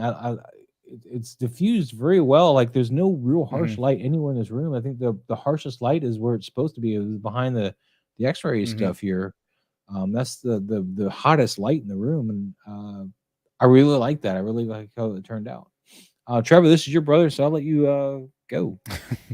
Not like he's really every time I think he's done with these things, he comes up with another one. Dude, it's great, right? It's a great one. I like that it's Dr. Evzagon. What's his name? Evzagon? Dr. Evzagon, who's pointing it out. It's because he's a doctor. This is where you're gonna excel better than me. I might have known that Clone Wars one now, but I don't know these people's names as much as you do. Well, this is Akbar. You know Akbar. I know Akbar, but I had no idea what this guy's name So yeah, that Dr. Evzagon was in A New Hope with he was the one that threatened Luke in the cantina. Oh, okay. That was a doctor. Yeah, but he's a doctor. I don't like you either. Doctor. I thought that's what it was. Yeah, it's Dr. Evzagon, I think, or Evs. Somebody correct me. Your brother says he's got more. I don't know. I'm sure he does. I don't know. We have a specific sense of humor in my family. So. I love this, man. This is great. I like the skeleton in the back. I don't know if that's real. I'm assuming it probably is like a little, either a toy, or either one of those Storm collectibles or something else. Probably picked it up from a Halloween display somewhere, like Walgreens or something. I'm going to turn the angle just a little bit more, but you can see the muscle that he's talking about, so it doesn't make a difference. But it's funny. See, this is what I'm saying. Sorry, go ahead. This is like going back to the He-Man one. Like, this is an obvious, it's an obvious visual joke. You know what I mean? You can tell what's going on. He's clearly pointing at a muscle.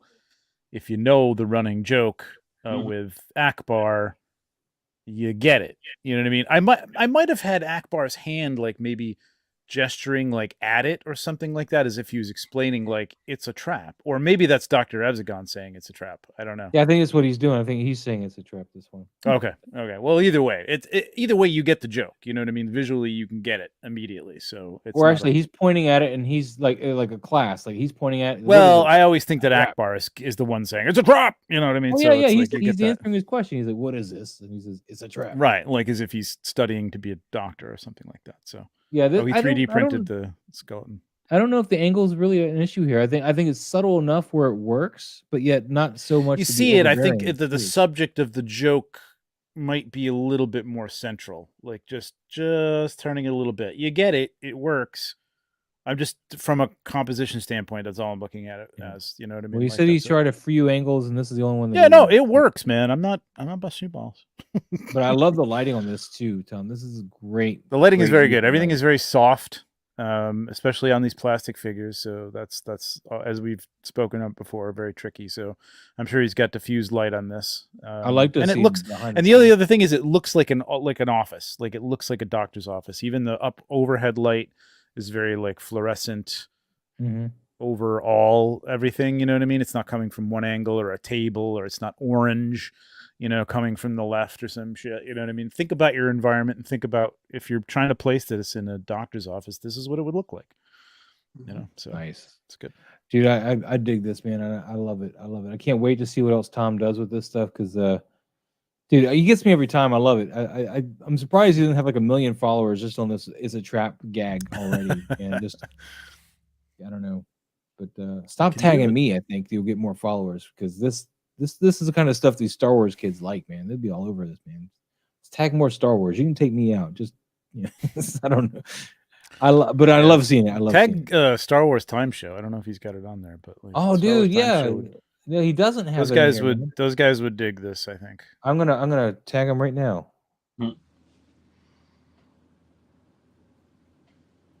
Because they like the humor. I'm tagging them for you. Boom. It should add my hashtag because I'm not part of that. So, yeah. So there we go. Tom, we're going to get you some worldwide recognition because this is awesome. It's a trap. But you see, Mike is almost back home, so we'll have him back here soon. Lou, is there anything you want to add, sir? Very subtle posing. It's telling the story. It's very simplistic, and it nails the point. This is where I think Trevor is always suggesting if you're gonna go just play with a toy and go simple. This is simple. This is very simple. It's not super dynamic. It's straight to the point, literally with a stick to the trap. So there's not much to say about it, man. You guys hit every single marker. You know what I mean? It's like, well, it's a casual shot that just makes sense and it's supposed to be funny. And if you're Star Wars, you'll get the joke. Yeah, this is about the humor, not about anything else. If we read here, we would have seen that this is a 3D printed skeleton, Trevor. Oh yeah. Nice. Reading is fundamental. Right. I didn't mean to click where I clicked there. What is this? Toy Mercs. What is this? Toy Mercs Weekly, Monday through Friday, January 2nd through a little 6th, plug. 2022. Might as well plug it. He tagged me. Shoot, you waste the hashtag. At least I'll plug it. Sure, I don't know what it is, but so Merc's favorite, and then best of 2022. Me Raz. Yeah. Anyway, it's right there, guys. Wait, was there something else? No. Okay. Pablo's been doing this kind of thing, man. This is crazy, man. He's like this whole kick of like the propaganda posters and stuff. So he's grabbing. Yeah, I think that talk that we had last week, a couple now 6 Scale Steve I think is doing it too, because I said something about the 3 figures he shot last week and it looked good. Yeah, hopefully it's coming up, but yeah. I like what he's doing here. I like. See, I'm still trying to figure out like when I did that the Silver Surfer one with the coming of Galactus. I'm still trying to figure out how to impose that cover look to it to make it look like a legit kind of cover, and it didn't really work. It just like I had text on top of my picture. But you guys are. What are you saying? I don't get. What do you mean? Oh, you're gonna make me pull it out. All right, hold on. No, that's the wrong one. No. Put it that away. One there. So it's just kind of stuck on top. It doesn't really look like it's an official thing for it or something. And I need to figure out what we're doing. Well, I think that's a matter of, so this is now you're getting design. I think this is a matter of just the placement of it and where it is on there. You know what I mean? Like on a comic book, it probably would have been like tucked in underneath his arm, between that and the surfboard or something like that. You know what I mean? It would have been on the comic book, on the original comic was right here, but you had the Watcher here and then just the words. Well, it's right here. Or you could have even had the coming of going at an angle, like following the angle of his arms and Galactus underneath that, and even being cut off on the side, as long as you could read it. You know what I mean? OG fan. Thanks, man. He says this is color choice and placement. All right. Rock on. Okay. 6 Scale brought it this. Okay, yeah. I don't know what he's talking about. I know what he's talking about. He shared it with me. All right, good. So back to Pablo though. I really like everything he's done here. I like the color choices. Sorry, go ahead, Trevor. No. You're talking. I just said it's fun. I like the color choices. I particularly like this kind of orangish brown, the background, because it goes with the colors of the figure really well, but yet it also pulls him out of that background, just the way it's working. I don't know if I'm quite a fan of the grain though, because one thing with these propaganda posters, they're very like harsh and sharp, like very sharp colors and very sharp lines, and so that kind of falls out of that, but I still see where he's coming from too. So it's really not. This actually reminds me more, if you took the enlist off, it almost like destroy the Mad Brute, I guess would have worked better. But it actually works as like, it could have been like a 1960s or 70s Harryhausen type movie. You know what I mean? Like, I think like a poster for a movie. Like if you take the enlist off, it looks like, you put like starring, Gabriella, whatever, you know what I mean, at the bottom, and it could totally be a movie poster. Yeah, that's something Pablo might want to look at next time, is try not only the propaganda but a movie poster. Definitely. As far as the enlist, if you were to leave that there, I think at that point you want to change the font. Like I wouldn't stay with the same font choice you're doing up here, because enlist this is like the story part, right? And then this is the result of what you want to get out of the picture when you look at it. So if you look at the propaganda posters, usually this font will be one, and then like the enlist or join today is a different but sharper, more contemporary font. It's not usually still got the gothic type lettering to it or anything. Yeah, none of them really had that, I would say. None of them had gothic, but yeah. But I would say that's why I think that's another reason it's pulling me in like a movie poster, because it's totally a movie poster from the 40s or from the 50s or 60s type of, destroy. You can see that like coming out of the back. You know what I mean? Yeah, or a heavy metal, magazine cover. I love my heavy metal, man. I got the first issue of that still. Yeah, I love heavy metal too, man. It's a good book. I haven't bought any in quite some time though. Epic magazine. Great too. But we'll move on, man. Pablo, this is great work. Lou, did you want to add anything on this? Did you want to weigh in? We're gonna let Lou start next time. I just love it. This is something that just reminds me of the old Conan posters. Conan Warrior.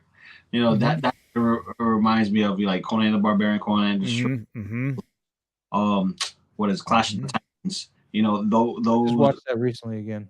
The original, not the remake crap. Yeah, it does have that Conan magazine feel to it. Yeah, definitely.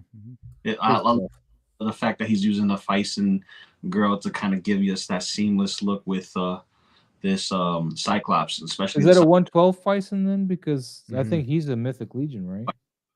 Yeah, he's like bigger. He's like 9 inches or 10 inches or something like that. Yeah. Does Fison make 112 size ones too, seamless, or are you just saying that for seamless? Fison, yeah, Fison makes 112. Oh, okay, I wasn't aware. Yeah, I have a Fison guy. I have a Fison girl. Nice. Let's see what else we got. We got 6-scale Steve with the Green Arrow. It's an I don't know, unusual figure. A 6-scale figure? I guess at 1/6 Republic, he's tagging all 6-scale stuff. I haven't seen this actual figure. Me neither. Before. Could be a custom. Could be a custom. Most likely. Oliver Queen. So this reminds me a lot of the Superpowers figure, because even the arrow looks almost like the ones that came with the Super. I had the Superpowers figure, the original, not the remake stuff that McFarlane's doing. But so this reminds me of the Longbow Hunters kind of Oliver Queen look, which is I missed that because Steve Amell, as great as he was, and incapable as he was to look at the actual subject that he was talking to. That drove me nuts every time I watched him talk.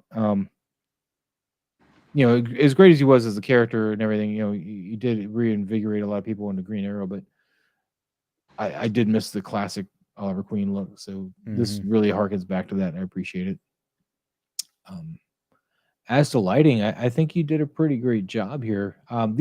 This light is a little harsh, though. The shadows it's casting for that moon's position and how big it looks like. I think this will be a little softer.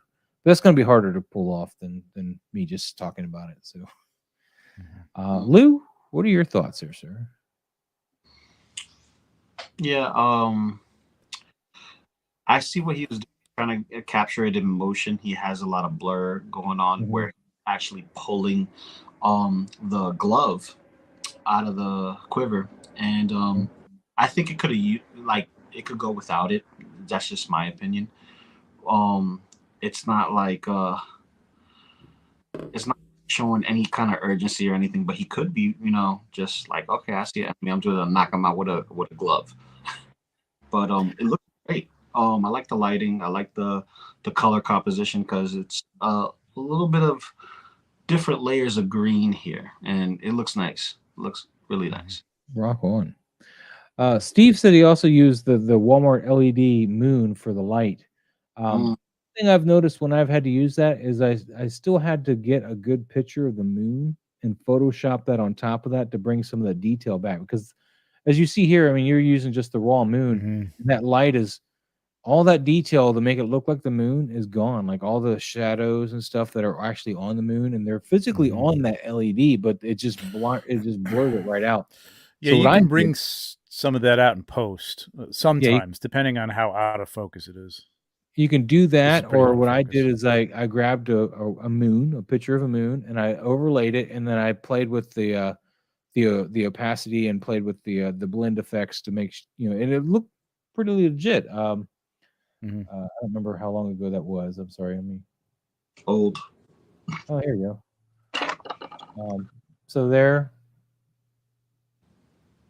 and there, same thing. Just it's just a matter of playing with your blendings and playing with your So let me get back to nope, that's not where we're at. Where are we? This one. There we go. So just something to keep in mind though for playing with the moon. Go ahead, Trevor. I'm sorry. Yeah, I don't know if it's I don't know if he's color graded this or not, or if it's just looks like he's added some texture. It's washed out, but that's not wrong. I mean, it might just be, the look that he's going for. I think you could have tightened this up. I like the moon. I would have probably used the moon, especially when you lose the detail, like behind him. You know what I mean? Like right behind his head. Would have been a cool way to frame him. My only other issue is, and this, it could be a street light, or something like that. But there's a whole lot of light coming from the opposite side of him where the moon isn't. So he could be on a street, and it could be a street light, which is fine. It's a very bright street light. I would have liked to have seen a little blue, because your background has that blue-green to it. That would have been cool if that side, if our left, his right, had like that a nighttime bluish tint to it, and then have the light from the moon, because the other side of him looks right. I know you said it's a little hot, maybe. But just right in here, it's a little hot. Yeah, but it's the right angle that the moon would be casting on him. It's just the other light on the other side kind of throws me off. I mean, I think of it as like a street light, but he's got to be like right below a street light or something. I think how bright this would have been sold if we had brightened up these office window buildings here, because this is obviously. Well, that's what I'm kind of getting at. Like they could be in the background, but like then you've got to. Making these things work means you have to work with the background that you've chosen. And the background you've chosen has there's a darkness to it. You could say, yeah, there's motivated light off to the right. It's a lamppost. But if you're not selling that with a lamppost, then it doesn't. It just pulls me out of it, because then I got to try and fix it in my mind and say, oh, well, I guess it could be something. You're not telling me that. You know what I mean? You're just it's nighttime. That's a moon. It's moonlight, but why is this side of him lit up? So I'll just think about those things. I like it. I like the angle. I agree with Lou. I don't love using motion blur on stuff. I mean, it's like if you were shooting him, you'd be shooting him at a fast shutter speed, and you'd capture his motion. You'd capture his movement. So that's all. I mean, other than that, it's a nice pose. And it's a good looking figure, and it's a cool subject. You don't see Green Arrow all that often. Yeah, particularly this one, like I was saying at the beginning of it. One of the things I do want to mention, though, what might have solved this problem, and you kind of touched on it, but you didn't really expand on what would actually, I think, straight out solve it, is so he's got a light source, obviously thrown light from left camera left to Oliver here. If you had not necessarily cover the whole thing with like a blue gel, I would like cover part of it so it would really diffuse that blue a little bit and make it just a soft whitish blue. I think that would have helped sell it as just ambient light around that just lit them up, and it would have been exactly. That's it. Again, not to pull my. Where's my mouse? Not a harsh blue. Just like we did here. I mean, this is just an ambient, bounce of blue, and it is lighting him up, but it's not saying, hey, guess where my light's coming from. It's just there's some light striking him. That's all we need to know. That's that's lit up there. That's just me. So no, that's it. I'm trying to think if I had Mike. Where's your Atticus, man? I thought you'd be in the middle of unboxing when you came back, be like, no, it's behind me, but yeah, I like this photo right here. Though. I'll be doing that tomorrow then. Yeah, I love back the greens. Yes, but Trevor's better now, so we're back where we started with a working Trevor. Yes, I'm good. What were we saying, Mike? I'm sorry. I was gonna say I like the greens in this photo.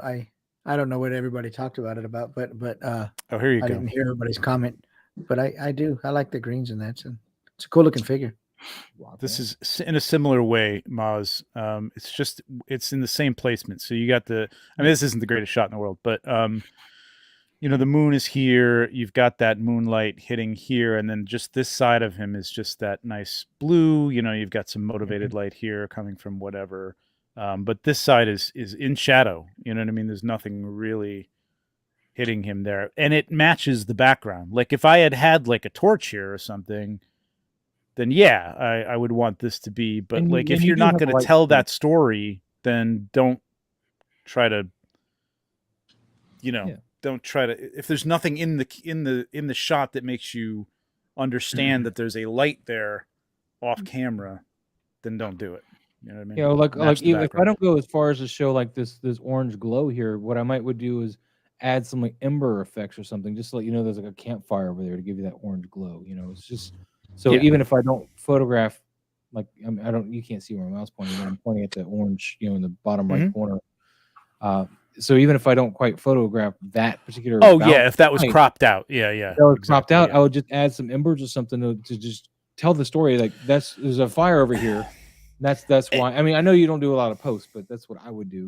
No, I do, but I would do that. But like, even in that case, like, I don't know, there's a difference between like a light glow and a very bright light at night. You know what I mean? Like, there's not enough context to the shot for me to understand, like, oh, he's on the street, he's in an alley, and there's a light over him. You know what I mean? It's just, that's all. It's fine and it works. I would just say it might work a little bit better if you had seen something to make that light make sense. That's all. Yeah. Well, 6-Kill Steve is very appreciative, of course. But I like good composition. I like the composition. We will move on, and I'm really happy to see that green arrow, by the way, Steve. It's really cool. Here we go, man. Nice. Some new ones here, some Mythic Legions, and that spring. This is Iqbal 1275. Thank you for participating today.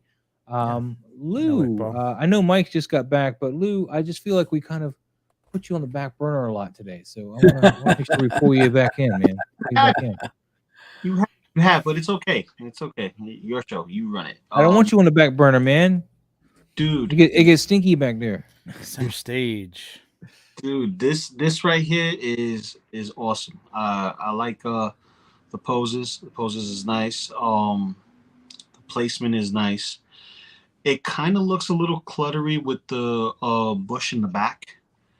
But I don't know if he's using the bush in the back to kind of convey like he's coming out of a tree or something. But it's a little high for a regular bush. But other than that, you know, I love the lighting, the mood. It's very conveying of nighttime. And dude, kudos. If I'm trying to sneak anything, if I was a tree. Trying to figure what this is here. That's the chain. That's the chain to the kunai. But what is it attached to? I'm trying to figure out what that chain is, because I got it here. I see it's attached to this sickle here, but what is the other end attached? He has it wrapped around his neck. That's the only purpose is for either knocking someone out or wrapping around a weapon or a neck. Okay, gotcha. All right, so I wasn't quite certain.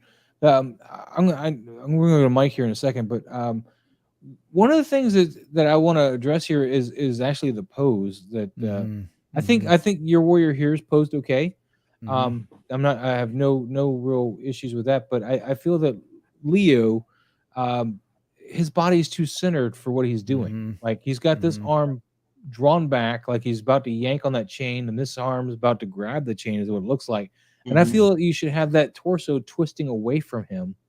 And I know the figure's got it. I know the figure can do it. So I would have kind of kept his head pointed this way as much as you can, because I know you're going to start impacting when you twist the torso. It's got a weird neck thing going on, but and then pull this torso around to just kind of give it more of a, like he's in the middle of yanking it, because right now he's just very flat facing his target, and he's got no leverage to do anything that it looks like he's about to do. So that's the one thing that's really kind of bugging me with the pose. Yeah, because even if he's in midair, he would have some type of torque, pulling or tugging or any kind of like movement. Like, you know, when you throw a punch, you're twisting your waist. You know, your torque. When you're tugging on something, you're using either your left or your right side to convey that motion. Even when you're walking, it's the body just twists side to side in like a motion like this for you to walk and run. So you kind of want to be mindful of that when you're doing action poses. Specifically, it's hard to do with turtles, you know, because they have not this guy though. This guy's really flexible. This guy's, other than his head impacting on his shoulders, with that helmet in particular, I think he's pretty posable. No, his thighs aren't great, but he's posable. It's not great, but it's posable. But it to kind of convey that motion, you kind of want to show where he's coming from, and there's not enough there for it. It's like he's just there. Yeah, he looks like he's floating to me, and I'm like, it's another thing going back to the other thing is like, where is he coming from? Like, if he's leaping, then he should be sort of like again, the pose should reflect that he's leaping, trying to rebounding find off his other the leg. ground, or I I think think it's bent. I don't know. Maybe he's trying to leap toward him, but then he's also yanking back. It's a very tough pose. Iqbal is excellent, man. He does great stuff. I saw this one and I liked it because I really like what we did with the Mythic Legion figure, like you said, Maz. But then I couldn't figure out, looking at it, like what was going on with the turtle. You know Yeah, the what I mean? rest of the It's just a execution's really little, good, man. It just his pose Yeah. is just kind of weird.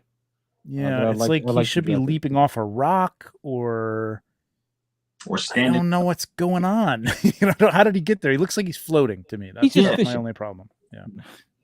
Mike was trying to say something. What was that, Mike? I'm sorry. No, I think the turtle's body gets mixed in with the trunk of the tree That and the too. branches. Yeah, That that's they're the same color. They're darn near the same dimensions. The body's the same. I mean, you know, his legs are the same dimensions as that tree trunk, and so you Yeah. kind of get confused. Mhm. The eye can't really discern, and the Good pose. call. So you know those couple things there help kind of disguise, you know, what he's doing. Like Yeah, you good guys call. say, you know. But I think this is, that being said, those weapons and this figure in the foreground, Jesus, I mean, that thing looks incredible, man. I love the way that looks. Mythic Legions, Mike. Got to get them. Yeah, well, you know, Gotta catch them all, Mike. right. But yeah, even if you just came around it a little bit with the camera, maybe to the right, that would have moved him, the turtle, out of some of that tree. But you know, That's be violent, right? That's a great point, actually, Mike. I mean, that's not actually, but you know that. I mean, not even just the trunk, but I got to see the tree itself. Like when you're trying to frame something, even if you get to the point where you're like, oh, I love this tree back here, and I actually really love the little statue, whatever that lantern is there. Yeah. But like, if you get to a point where it's like, you know, what would frame him better is just the sky. Like, let me find a lower bush or something or other to put back there and get rid of the tree, or move the tree over to the other side or something, you know what I mean? Like, or move it back or whatever, because it is disguising him like entirely. And the sky would frame him really nicely against this. And it might, you know, I still think the pose would need some work, but it might actually make a little more sense, I guess. I don't know. Wouldn't maybe a rim light, you know, from maybe moonlight over back on this side also help pull him off that tree? It's just like a little rim light coming from over up this corner. Yeah, I mean, you could make the tree recede too a little bit, you know what I mean, with some taking the light off of it, you know what I mean? Having the light come from behind it, like you said, could work too. Yep, for sure. Yep. Sorry, I was just like he has like a light back there though. It's kind of low. It's kind of low though. I was like pulling a my other fog. one out so I could try this pose here and kind of. I'm not gonna pull out Looks the good weapon. though. Those figures look really good though. I Yeah. like that figure. This guy is awesome. This is my second one here. Yeah, So, he's great. Oh, you can He has turn his head multiple- pretty good, man. You can turn his head pretty good. So Yeah, I'm not going to get him with a weapon, but he has multiple hands on arms. yeah, he's Trevor. got multiple. Multiple hands, a couple different weapons, 2 different heads. Yeah. It's really awesome. He looks good. Yeah, he looks like a great looking figure, man. Yeah, he's fun. I haven't put his guy down since I like too in this. It's muted. There's a lot of blue, but it's not over blue. There's green. It's not over green. It's just really toned down and not wildly saturated, all out of range and everything. You know, like I think it looks really good. Here's a torso twist. I don't know if we get enough light on him, but yeah, that's the pose, Maz, right there. Yeah. That's the The pose. chain could be in his hand and the other one pulling it back. Like it should be in both hands almost, like he's like yanking at the neck. Yeah. Yeah. And of course this is your outstretched leg. So this was your up leg. So this is your leap leg here to do that twist. So yeah, you would launch off this one to balance. But he almost be leaping back too, like pulling, you know what I mean? So I would think he would be going backwards. Yeah, I just wanted to pull him out. I had one just sitting up here.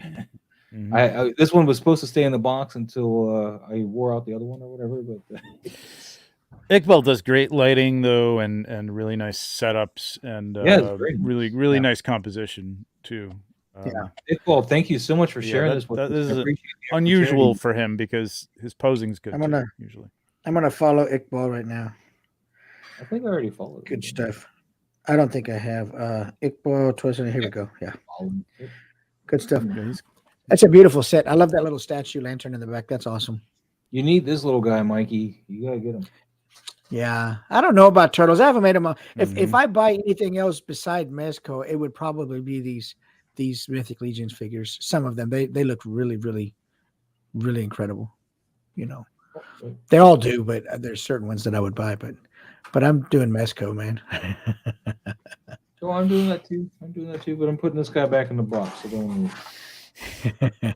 I still got to order the other ones, but I'm hoping for Gundamit or somebody to give me the full retail price first. You know, see what the heck. It'll probably be the exact price, Mike. More than likely because they're not changing. Well, yeah, but like also, you know, I have these reward points with Gundamit, and I can't really use them unless I know how much I'm spending, because otherwise the deposit's just $1. So. Hey, Trevor, is that Mythic Legions figure? Is that apron or whatever that is hanging on him? Is that soft goods, or is it like rubber, or is it soft goods? On this particular one, it's a flexible plastic. It looks good though, man. Some of the new ones have soft goods, but this one in particular is a flexible plastic. Yeah, that looks good though, man. That's great. All right, we're gonna move on to Q-Man 510 with some Ben Affleck Batman. I don't know which. Am I lagging again? Though. Yeah, this is not a bad as far as lighting goes. The pose is a little like his neck is not quite where I'd want it to be, and that I think I would have shot from a different angle and used that body as even if you can't twist it, I would have moved the camera to make it look like his torso might be a little twisted, because it's just kind of. I don't know. He looks very statuesque, like very stiff. But it could be the suit limiting its pose as well. I don't think this has a lot of range of movement. Oh, does it? Does it have a lot of range on this one, or no? I don't think so. I think I'm lagging again. I don't know if it's No, you're fine. Yeah. Oh, I'm fine. Okay. Yeah, this doesn't. I don't have this figure. I've seen people pose the hell out of this figure too. Oh yeah. Okay. Yeah, it's just the suit is very restricting as well. It's no different from a Spider-Man figure, but you actually got a little bit more range if you like pop out the hands in the gauntlet and kind of futz with it prior putting the gloves on, just so that way you can have some space to move around and then plug everything back in. But yeah, this is nice. I like the angle. It's not just straight up and down. It's you know. But then again, what is that in the back? I'm looking at the Christmas tree back there, man. Tabletop Christmas trees. He did something like this with like Leia a couple weeks ago. I remember that, and like I would just say, take this to the next step and get a little backdrop. I mean, even just the solid wall you got back there. Yeah. Shoot it against that. You know, play with that, because it's a little the lights and stuff are a little distracting. It doesn't. You're not doing like what like H. Green does, Commander Gree, sorry, Harold, where you're you know, making it so out of focus that it could just be, you know, an environment with lights or something like that. So you could try that.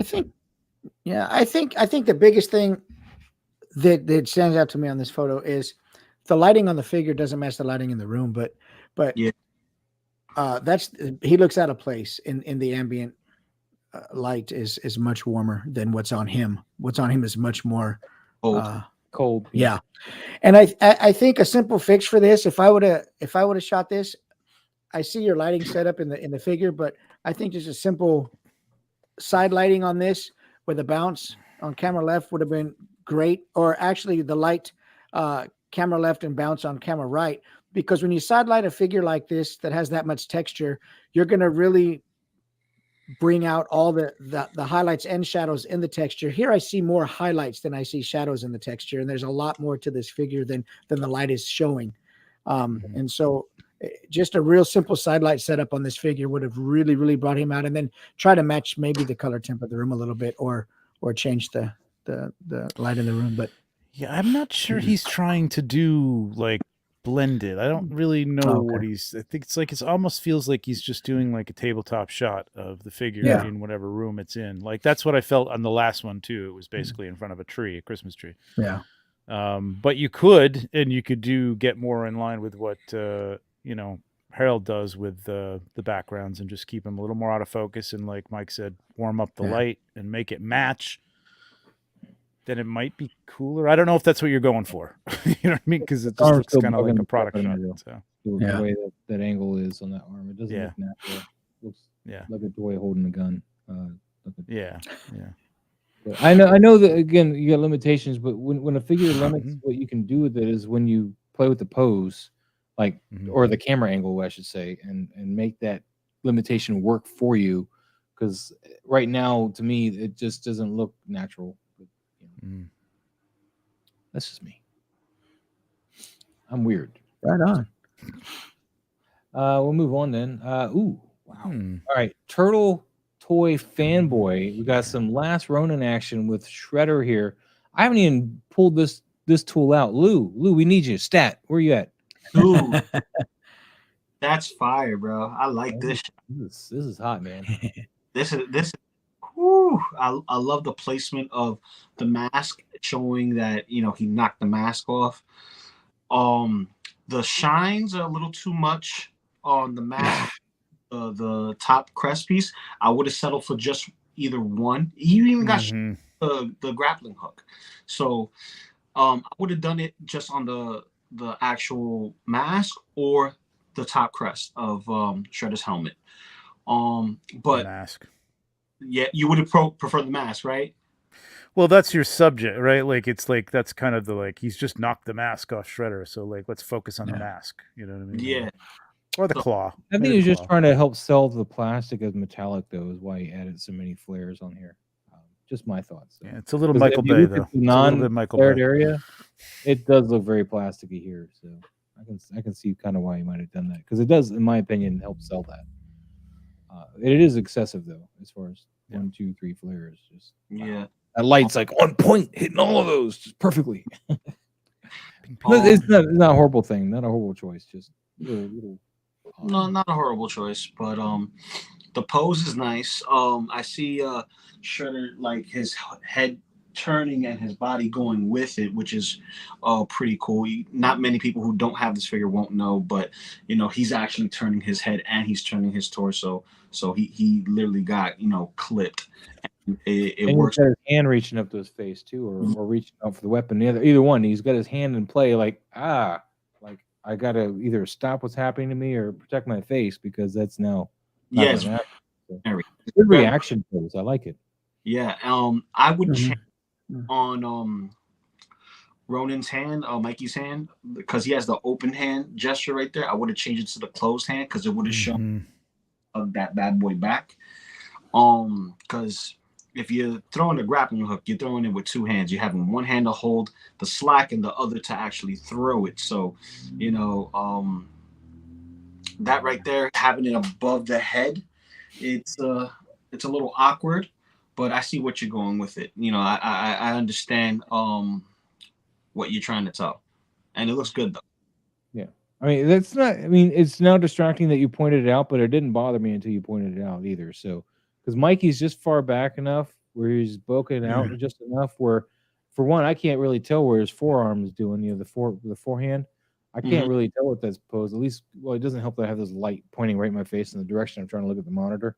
But, I really can't tell where that's going. But I do see where you're talking about, like that arm above him, because it looks like he's so close to that wall. The only way his arm above him with that fling would be is if he had flung it around his head, and that line, it would have hit the wall and he wouldn't have had that kind of. That's my problem. Is what is that on? Is that just on like a rope or something? Wire. No. I know I know it's in the photo. It's on a wire, but in real life, what the hell would that be on? Rope. Oh, it's just on a rope. Yeah. So, how did it get to that position with his arm in that position? I get the impression he kind of flung it around, but we kind of discount the fact there's a wall. You can't. Yeah, so he would have had to fling it forward, which wouldn't have thought would catch anybody off guard. But I mean, you know, I don't know. There's a old weapon which people are familiar with, which is a kunai. You could tie a chain or a rope to it. You see a lot of the masters use it. Kill Bill. And they have different methods of swinging it, but they're always holding slack, and the slack is above their head unless it's to and always two-handed. It's never really one-handed because one hand's holding the slack just to back if they go a little further. So I call your attention as I mentioned to Kill Bill, Go from the first Kill Bill. She used one with a ball on the end, but yeah, same kind of weapon. So Sir Dork, what's going on, buddy? What's up, buddy? Dude, I still gotta find your new Instagram and stuff, man. I gotta go check that out. I don't think he still has it yet. What's up, Jared? No, Jared, man. Long time, man. I'd send you a link if I knew how to. Good to see you, buddy. It's great seeing you, though. Thank you for popping in here. Anybody wish to add anything on here? I would have cropped a little bit more off the top. I mean, I think you could have angled this to have it, the composition be a little bit better. There's a lot of empty space up above Michelangelo, and like you could have tucked him into a corner and maybe given it a little bit more, dynamic feel if it was angled up or down. So just maybe a little bit more of a crop just to get it tighter. I would even maybe crop off some of Shredder's crown or something like that. But it's nice lighting. Yeah, very nice lighting on the shot. Yeah, so just a couple of tweaks here. Thank you again, Turtle Toy Fanboy, for sharing this with us, man. That's awesome. For sure. Yeah, it's dope. Let's I see like what we got here. Temple of the Feathered Serpent is was this a Mythic Legions like Batman kind of thing? The Bat Dude. That's the It's one of the vampires. Bat Dude that things. Yeah. Trevor, this is Mythic Legions. I'll hand the mic over to you. There you go. I don't know much about the figure. You probably, I think I remembered one of these before. Where didn't we tell him or maybe it was somebody else? I don't know if Temple of the Feathered Serpent is your name. That's all cool. I don't know that I'd put a big, watermark like that up in there. It's just it's kind of like Dead Man Juan does. He's got the big. Oh, maybe that was it. Yeah, it just pulls me up there. With a different name now or something. I don't know. Yeah, maybe because he had a similar figure, right? It was like a skull or something like that. Possibly. Yeah. I remember that one. You need to get a little bounce light on that right hand side of him. I don't, it's the lighting is a strange position. It's low. It's almost probably like eye level because it's creating that shadow on the ear. Yeah. It's just. I know what you're going for here. When you're in this tight, though, like I would probably have narrowed the aperture a little bit. If you had I don't know what you're shooting this with. Maybe it's a camera. I don't know, but or maybe it's a phone. But just having that front piece in focus a little bit more. You know what I mean? Having everything like nice and in focus here would be a cooler shot because you're kind of going for that poster look, like it's almost like a like a drawing or a painting or something like that. I don't know. I mean, there's something here in the composition. It's just the lighting. There's way too much black on that collar that he's got, the armored collar. You need to get some light on that thing to define what it is, because right now it looks like he's standing behind I don't know. As you mentioned about the focal range and the aperture, I do agree, because the focal range they chose, it makes them almost look very two-dimensional, not three-dimensional at all. And that might sorry, go ahead. be the angle of the face too. It looks like it's turned away a little bit. I don't know. I can't tell what's going on here. It's a little distracting, him being cut in half. I know what you're going for, but it's a tricky thing to pull off. And you really got to light this well to give it dimension if you're going to do that, because you're literally cutting off half the face and taking away. If you have a ball and you've got light on it and you've got shadow, and then you cut it in half, you know what I mean? It's like, it throws it off. So you've got to light it right. And the lighting is just not quite right for what You you probably want want to to do. come up from over here, maybe, and come kind of down and across. I would almost say a top down, so that you like. Top I would say down like a would be god good. light, like a paramount light, like up above him, coming down, because that's going to give him like a spooky sort of feel. You know, maybe a little orange light bouncing up from underneath his chin, or even just like a bounce card or something to define it. But that will at least it's an even illumination of the head, so that if you cut it in half, you're still getting dimension out of it. You know what I mean? No, I think I that might know have what worked you're better. saying, but I think with the way he's cutting in half too, though, he's probably like hoping it falls off into like a shadow kind of thing, like on one side, like they do in some of the posters. Like they get the strong light, and then it falls off to one side, and just like it becomes darkness. Although you get the green here, or gray green going on here, but I just don't know how. I'm trying to figure out where this. I guess it's just the crown of the head, so it's just slightly above the eye level, because it's the crown of the head is creating that harsh shadow on the ear. You know, it's the shape of this head too. You're going to get light spilling over the head onto that ear, so you got to account for that. You know what I mean? Like it's going to be a weird, harsh shadow, so you got to soften that shadow a little bit. You know what I mean? rock on. It's a tricky beginner's shot. Honestly, I would just shoot the whole head. Mike, I know we cut off some arms and some feet, man. How you holding up? Necks, Well, everything else. Next. You know, next. I think there's just no drama here. The only drama you have here is that it's up close. There's no drama in the lighting. There's no drama in my eye isn't drawn to anywhere. It's trying to get around that blurry foreground. What looks like a succulent to me. It looks like a succulent plant. And I'm not sure. You know, like Trevor said, you know, I see where you're going with it, but this could be really improved with some lighting. And to your point with the text in the frame, wherever there's text in a frame, your eyes go right to the text. I don't care how good the picture is or how bad the picture is. Yeah, you want to read. So, you know, that may be the sharpest part of your image is that text. And so I would certainly diminish that down and draw more attention to your figure. Play with your angle. Well, you don't want to play with the angle because you're trying to cut him in half. That part of the in the front there that's blurred, does that come off of the figure, or is that part of collar, him?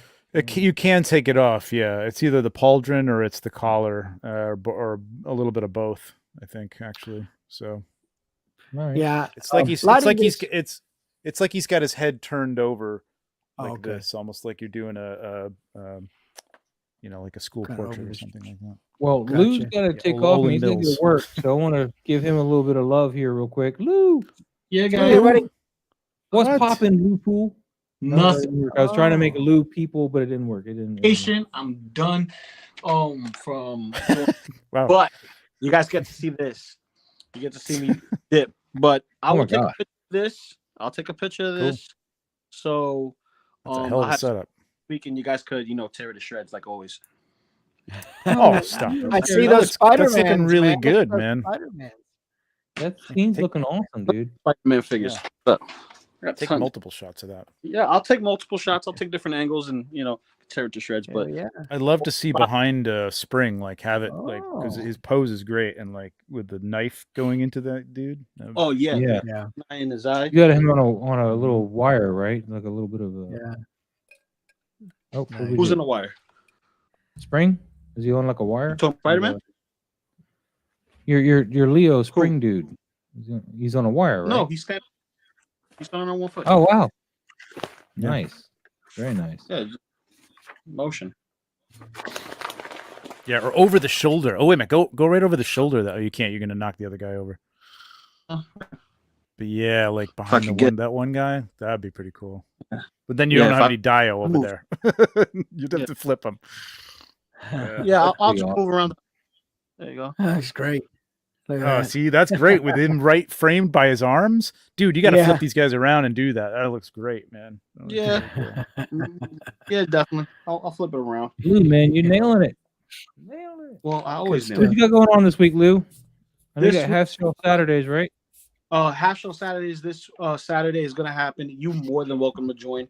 Maz, if you could wake up that early. I don't know if I work Probably that do. day or not. I'm off that day. You off that day? All right, so I'll send you a link.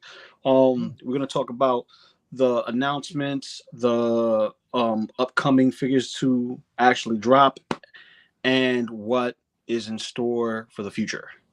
With You know Hasho's. who you need to have on, Lou, is Pablo. He's a big turtle guy. Yeah, I need to get Pablo on, but time difference. He is And on the West Coast. That'd be really early for him. Yeah, so I'll try to figure that out. See if I'm gonna square that circle. But that's why in this stream we're gonna update and see what we can do.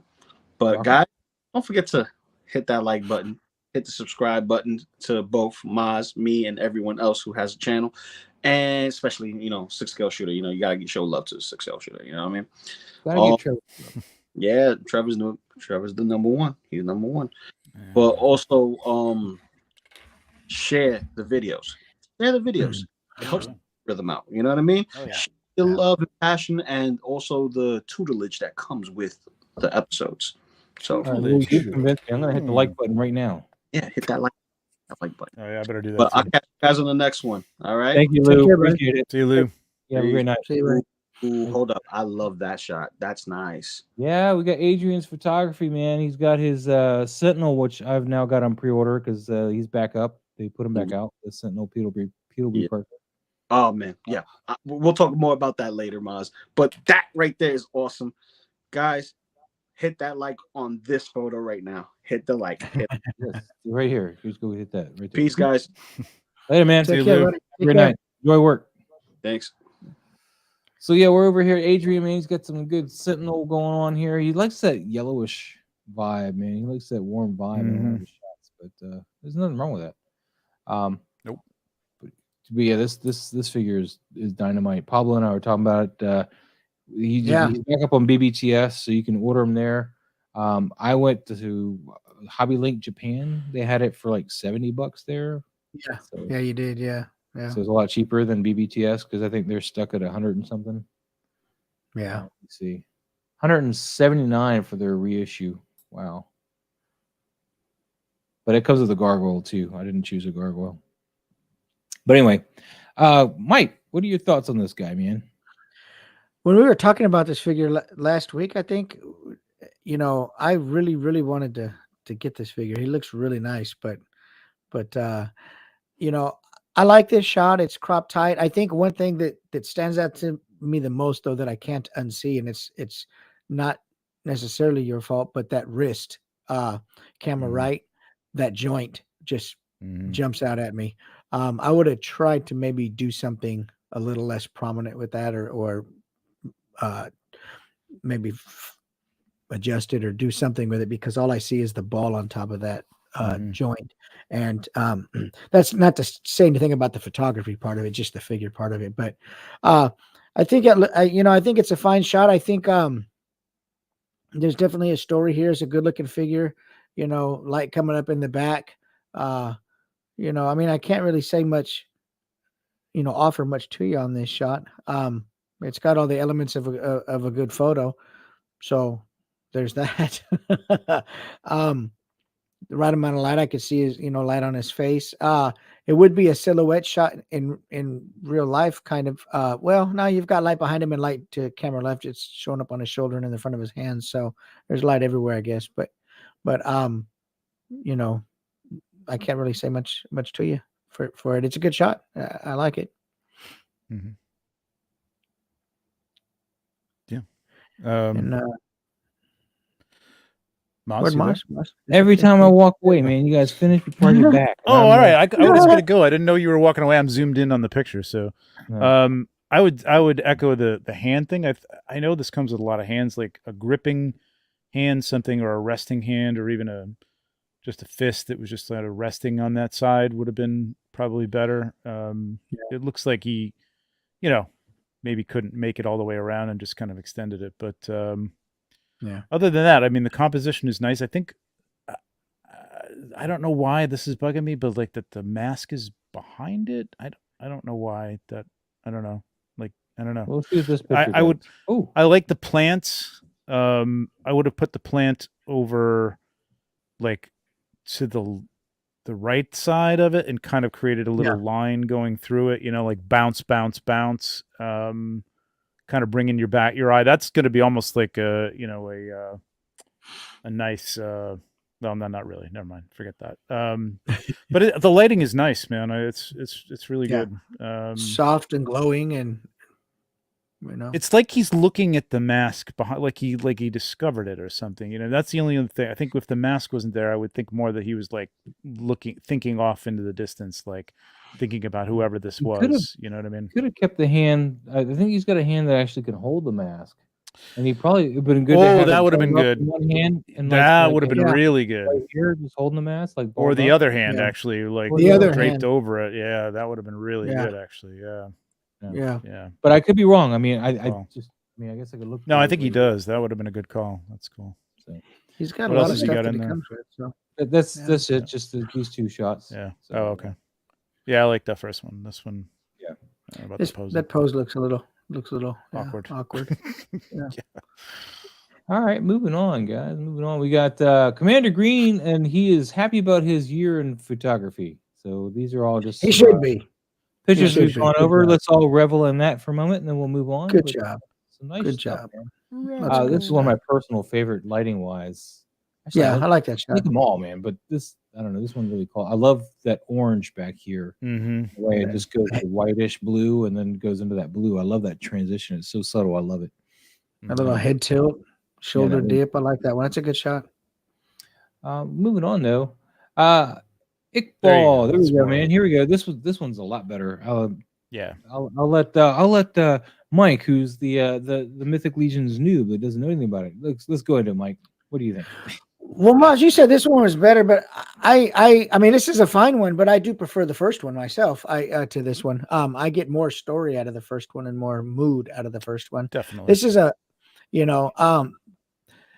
I mean, I see the figures and they're great looking figures, but the lighting really isn't giving me anything from the shots as far as it's all pretty even. And the other shot, I don't want to keep comparing it to that shot, but there was definitely more feel created by the lighting in that shot. And so I can appreciate the first one better in that regard. Wow. But I like this one. Right. Do you? Yeah. I mean, it's a fine shot. The guy in the left camera left in the back, I don't know that you really even needed him. Most of him's blocked by the wrist. So you might have, arranged the figures a little bit different or moved a little bit around with the camera, but they're great looking figures. I don't see anything really, there's nothing wrong with the shot. It's just, I think the lighting could be a little bit more dramatic or tell a little bit more story, because these guys are fierce looking textured creatures, and there's a lot of texture in those suits. And one thing I know about these, even though I'm not a Mythic Legions person, is these suits can bounce and reflect a lot of awesome light, and they can shine and they can really show out. And that's not happening here in this shot. I do want to see him play with more. He has in a few shots, but play with more shadow and light. You know what I mean? A little more shadow, actually. Yeah. And like this would have been cool if it was like he's got that glow going on in the fog. I think that's real fog. I'm not sure. In places it looks like it's a little shopped. I'm not sure, but having that like a glow, like put a low orange light down on the ground, spilling out into those red flames and stuff, and in the front and the back, could look really, really cool. And then, just a simple white light for like a moonlight look or something like that, or an early morning, look to it. I mean, he's got that orange background back there, but that could be like, apocalyptic or whatever. But you're right. You're right, Mike. It is a little brightly lit and it should be a little more dramatic. Yeah. For these, the poses are great. I like the composition. All right. Well, I'm going to disagree with all of you. I like it.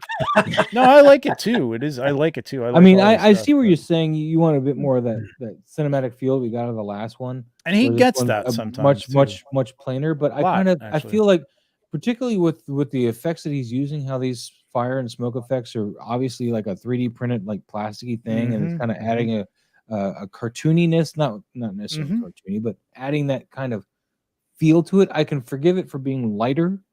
And this guy just, like he just keeps my attention. I mean, I know we got this guy, he's looking pretty good here. This guy's blocked. I see that, but I keep going back to this guy. He's got so much going on. I love, you know, the shadows cast by the skull. I mean, the skull looks like a real, like straight out of like you know, Poltergeist, you know, in the pool scene, you know, that kind of like this is one popping right out of the water, you know.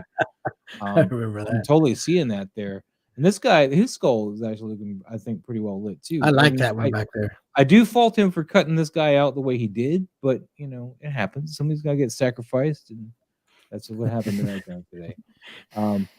But you know, and again, I see where you guys are coming from too. I'm not just discounting that, but I kind of like the aesthetic that he's going for in this one as what he's doing in this one. Not necessarily comparing to the two. The only thing I was comparing out of the two was that the poses were pretty much on point this time. Like there was no pose issues I could really, you know, that I had to even mention or anything like we did with the turtle. So, but yeah, I mean, so there you go. A whole bunch of different information. Mixed bag. You can take what you want, but probably listen to Trevor because he knows best. Especially with Mystic Legions. Oh, Casper, man, we got some blade going on. Okay, dude, what happened to the hilt, man? It's all bent, dude. It's not supposed to be bent. I hate that with plastic weapons, man. You gotta be careful with that stuff, man. Let me give that a light, though. It's not a curved handle. It might be, but it looks like it. That's for sure. I'm digging the background here. I like all this, but his blue is a weird blue.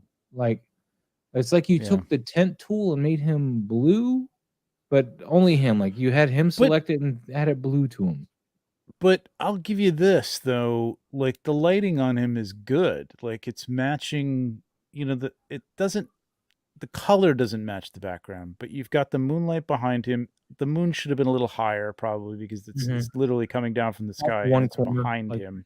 Here or here, but it's getting closer in terms of the compositing. I don't know it looks like there's a giant arm that's grabbing his ass. I'm not sure what's going on. That is, I just noticed that now too. I was like, wait, that's an arm. And wait, yeah, it's freaking me out. Dead don't die hand or something. Yeah, this is the problem with compositing. You know what I mean? Like you either have to be able to Photoshop some stuff out to make it work for your scene, or just, you know, I don't know, pick a simpler, doesn't need to be on the ground. You could have cropped this up and just had his upper half with a moon behind him. It would have been pretty cool too. Because I mean, I think it's nicely lit. I think you lit it very nicely. It's beam. Yeah. Out of all the composite shots that he's done, I put in this one looks decent. A big improvement over his other ones. But I tell you, a moon that low in the sky would be much bigger. And so that puny moon is bothering me.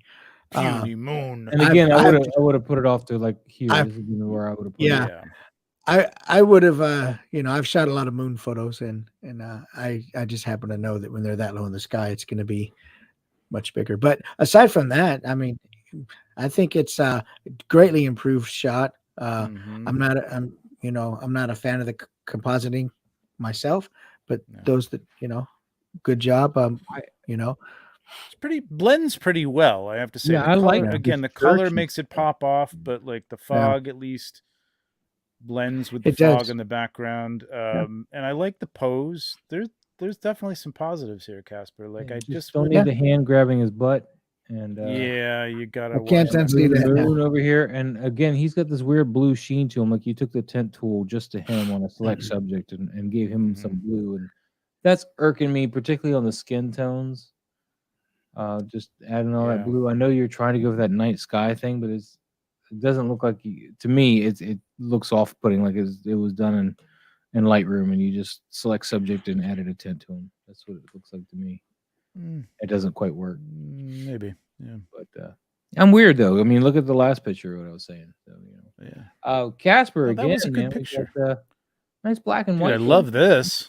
Yeah, I'll let you go into it then. You love it. Freaking love this. This is great. Hang on a second. Let me zoom in. I don't know what the hell these things are. I don't know what that is. That like a cat person? I'm not sure what's going on here, but maybe I don't care. Wedding cake toppers. Yeah, but the face is weird. It's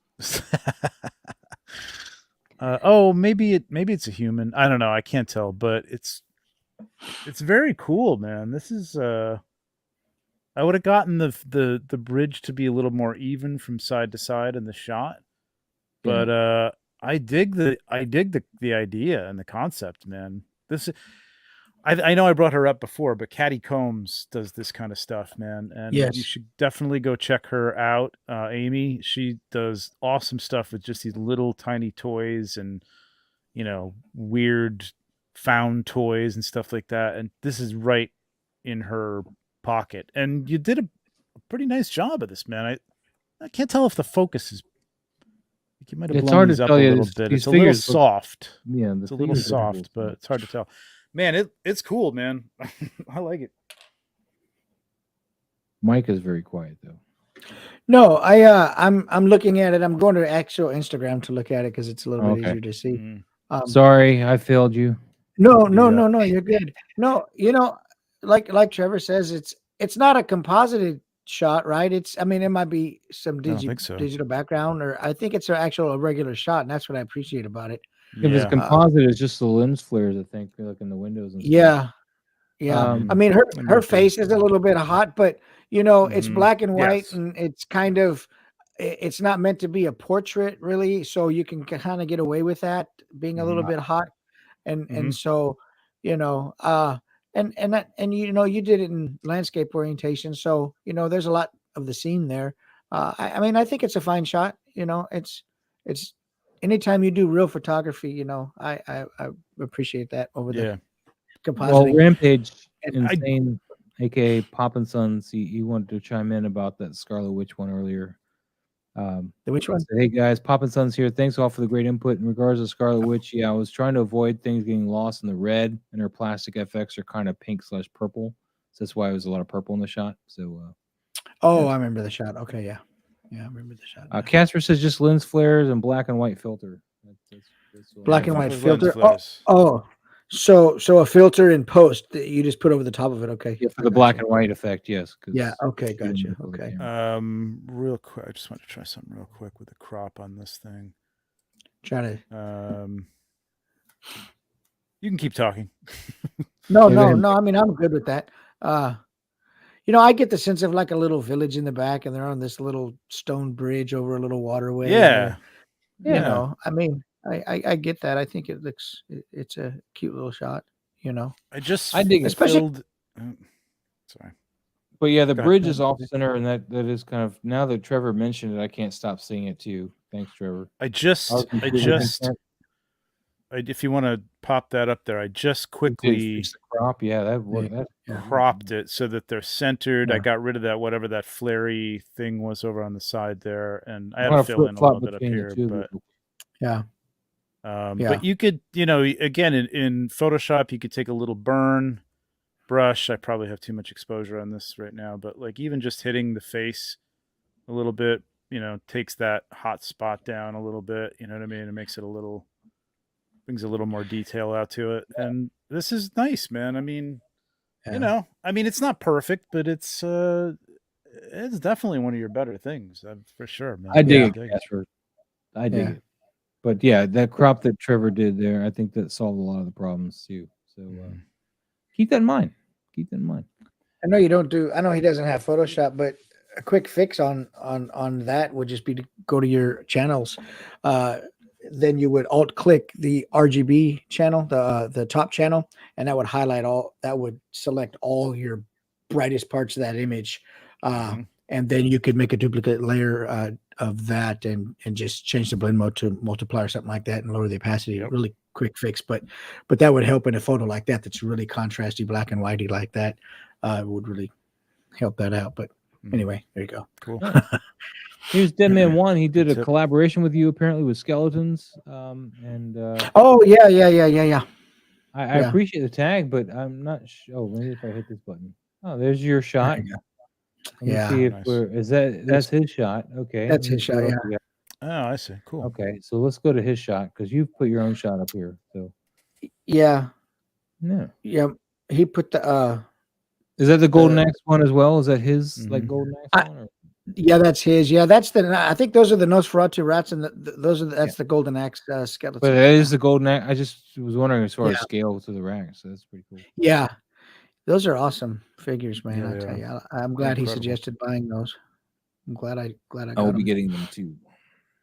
But you don't have them now. No, but I have this now. Yeah, you only need. Yeah, he's only life size compared. Dude, I need to find quick tangent here as I've been looking online for like a ball about this big that looks like the Earth, but not like a globe that's got all the countries and stuff, weird paints and stuff. I want one that can like simulate the Earth because I want him to like be reaching out for it, like grabbing it, but I can't find anything that actually looks legit. And well, there's one thing, but it's like $280, and I'm like, I'm not spending that much. Well, money. That's nothing compared to the figure. I mean, really, it's $280. That's only the retail price of the figure. Yeah, it's worth it for the shot. It's for your art, man. Come on. Yeah. But anyway, back I'm to Dead Man Juan here, though. Dude, I really like the textures he's got captured here with this. He too. builds like, that like, stuff too. Like his looks like he's using the static grass or something from the diorama stuff, and some nice little derps and stuff, which is really nice. Some moss effects, and then if you go into the actual shot, the only thing that I would point out here that I kind of is a little where was your design choice? Where were you thinking? Like his rib cage and stuff seems to have more light than his head. I know his head's of course got more angles and there's going to be more light blockage due to casting shadows and stuff. But I just feel like his head's just darker in general though, like not quite getting the same light treatment that the body is. Well, look at the rat. Yeah, look at the rat there. It's catching all the light that would, and look at the shadow under the rat. It's catching all the light that would go down there to the. But the head's not like the face is too dark. Like you're losing a lot of that on the face. Yeah. I would have bounced some more light in there if that's the problem or something. Just kind of bring a little bit more light back to that face because he's just looking a lot darker here, and we're losing some good details that you could. And there's a lot of details in those. Yeah, and there's a lot of details in those. Yep, no doubt. Yeah, and he builds all that terrain there. I think he built all that too. So this is the static grass. I'm pretty sure of that. So it does like a static charge and it makes it adhere, and then you use some glue and you glue it down. It's actually pretty good stuff. I haven't gotten it though. I don't have the technology to do it, but I have seen videos. That videos you learn things. They are really nice. Yeah. But since Trevor's gone, we'll move on. I guess this is pretty nice stuff, though. I like the colors in here, though. I like all that. So, yeah. Did you guys went over that the skull one that I did too with the collab? No, we're gonna wait for your tag. We're gonna wait for your tag. Okay. Gotcha. Oh, look at that sod cutter. This is Adrian's photography. He's got the Theodore sod cutter, and he actually pinged me before he posted it. Oh, good BTS here. Oh, nice. That's a nice diorama. Oh, look, yeah, did some good looking he stuff actually posted this to me to give some thoughts, and I feel like it's still a little dark because I mentioned to him that this needed to be brightened up some more, but I don't know if Instagram crushed it back down after he lightened it or what, but I feel like Theodore's a little too dark here, so that's my cast at it, and then also.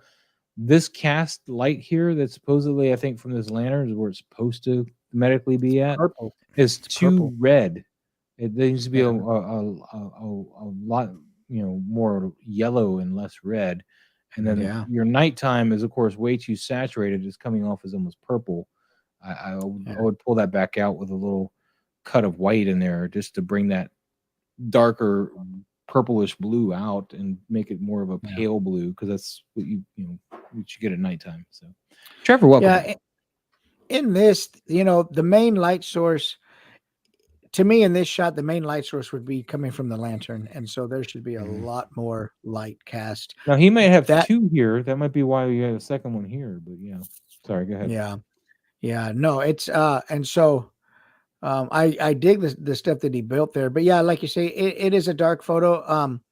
I definitely think it could benefit from some, definitely a bounce from camera left, and that lantern should be throwing a lot more light on his face, how close it is to sod cutters. face and the tombstone there, even some of the ground. I'm not sure where the light. You say he might have 2 lanterns, so that would explain the yellow at the bottom. But it's really dark on the left side. Camera left is really dark, and there's just He says he's still redoing that shot, and he says that was just a quick post to appreciate the creator. Hey, that's an awesome figure, Adrian. Man, yeah, you're gonna get some great shots with that, man. I love that figure. I need to shoot him some more, but I got this plethora of stuff to shoot. And I've got him too. And Atticus coming in tomorrow. So I got to shoot some more of my sod cutter, but here's the Atticus. But you'll get yours tomorrow. No. Okay. Well, I thought you were gonna pull him back out. Anyway, nah. We're doing photos. So yeah, it's not a bad shot. Like I said, I just want to bring him out some more. It's just a little too dark and too quick. I think you could use a little moonlight. You could just even, it doesn't have to be bright. It could just be a soft white light coming over off of there. And like Mike said, and you said, that the light, that amber light that's coming from the bottom, should really be coming more from the side where the lantern is, and that would help light up that side of him. And then I love the blue. I love the purple that's coming off here. I don't know if that's intentional or if that's just a product of the lights blending, but like just a little bit of moonlight coming from the top left-hand side of the, to bring him back out. Yeah, just basically just to pop him out. It doesn't have to be really bright. Yeah. Rock on. Nice Theodore saw cutter though. Thank you, Adrian, for sharing that with us. That's a cool setup. Pablo, man, always taking the attention. He's doing more of these posters, for the Earth Mother. He said he was gonna. Ilona, Elock, Flock. Sorry, Flock. Is that an F? Flock. Elock. It looks like an E lock. Okay, it whatever. It's oldie English. Sure. Yeah, oldie English. There you go. Whatever. We're gonna just move on then. If you guys cool pose. Love the pose. It is good. Yeah, it's a great pose, and of course, very much reminiscent of what we just saw with his Cyclops or whatever, but different. And that bow almost is the same shape or same raggedness of the tree branch next to it. So I like that. Mm-hmm. Mr. Mom Collectibles, you're most welcome. That's really cool. Most welcome. Thank you for tuning in. Yes. But as to this one, we're going to move on. I mean, we've already kind of gone over these shots here.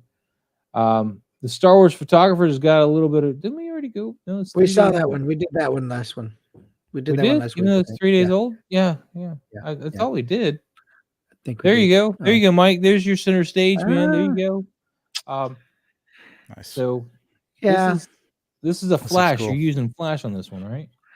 Oh, yeah. All I wanted to do in this, let me kind of set the stage for it a little bit. I just wanted to show people that I wanted to step out of the dials for a minute and go back to portrait and do a simple, clean background and show how you can light a subject that has lots of highlights and shadows and texture and bring it all out using just bounce and indirect lighting. And that's what this is calling you out, Mike. Why no feet? Well, it's all pelvis in this shot, baby. It's all pelvis. On the hips. And that's really what I did with this. And a lot of times I'll post stuff and we'll all get into posting stuff that's in really cool backgrounds and dials. And though we talk about the photography, I just wanted to kind of simplify it all in this shot and just show how to control light and keep the black background black. And there's actually 4 lights used in this, but yeah, I remember I saw a little behind the scenes of that. I'd love to see a BTS of this. Actually, yeah, he's got one somewhere. I saw it somewhere. Okay. Where is it, Mike? What'd you do with it? It's there. I think it's on my page. It's on my page on my Instagram page. I didn't see it. Okay. Yeah. But I do want to point this out for the viewers too. If you're using Lightroom, I would have masked this with the Lightroom masking tool, and I would have brought down the exposure on this piece of neck that's in his throat, because it's just kind of distracting. But we've already talked about this. Behind the scenes. Yeah, no, I like this, man. Let's go see what. Yeah, it's just And I think too, yeah, right there, go down. I think that's the one right there. Yeah, there it is. And you can see, you're gonna see all my super technical light holders, Cheerios cups, resin bottles. resin bottles. I grab whatever I is know. next to me and put a light on it. So, but you can see right out of the camera how that looks. I mean, it's not about fancy stands and all kinds of weird stuff. It's use what you got, and you know. Oh, you get that over. I do like have the a flash concept. over top. Yeah, I do have a flash over top.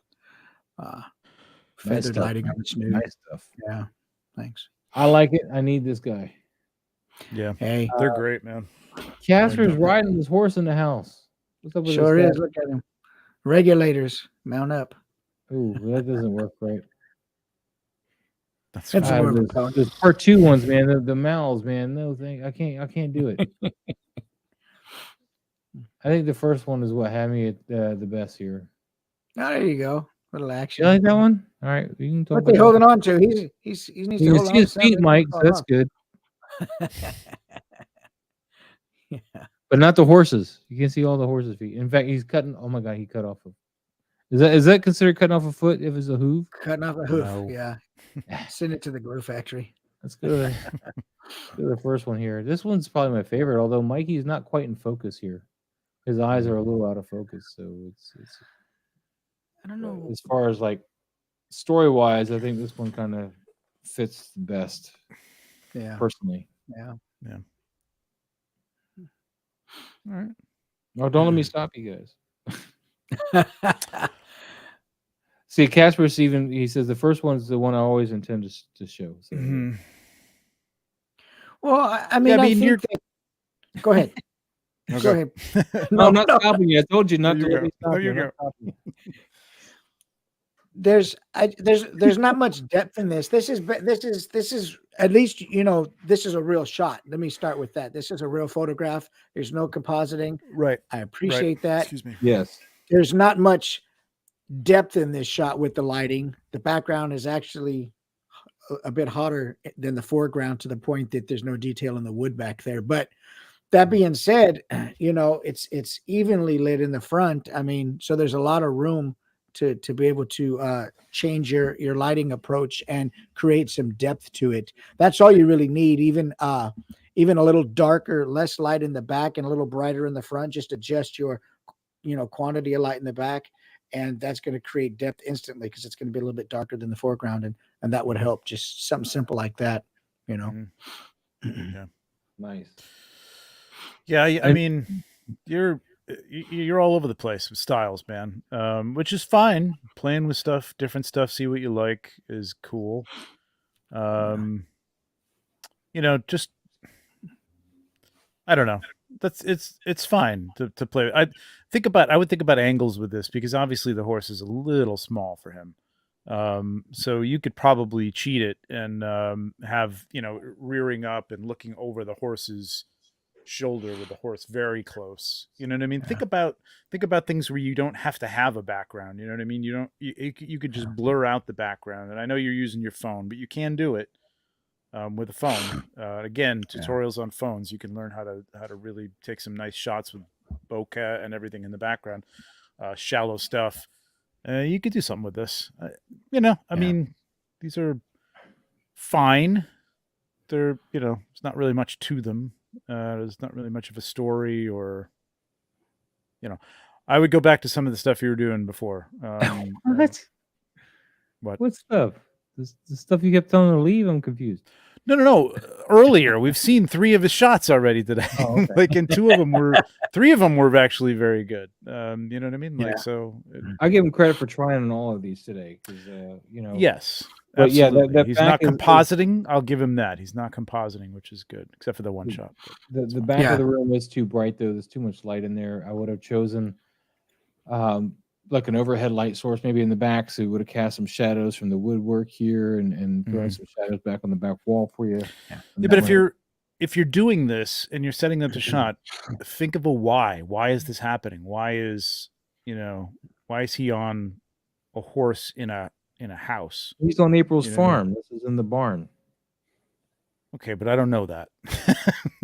I don't know it either. I'm just guessing. There is a, I'm not saying like make people make up things. I'm saying come up with something and show it. I came up with you, him. Trevor's like, I just can't even with this guy today. Anyway, great stuff, Casper. Thank you again for sharing. Let's take a look at Pablo. This is one of my favorites of Pablo's here. This is more of a movie poster, though, especially the font choice. Indiana Jones kind of vibe. I'm digging this one a lot. I even like the little grain effect he's got, or the grunge effect he's got on top of this. It's pretty cool. Helps sell as like an Evil Dead almost, but with Indiana Jones kind of type font.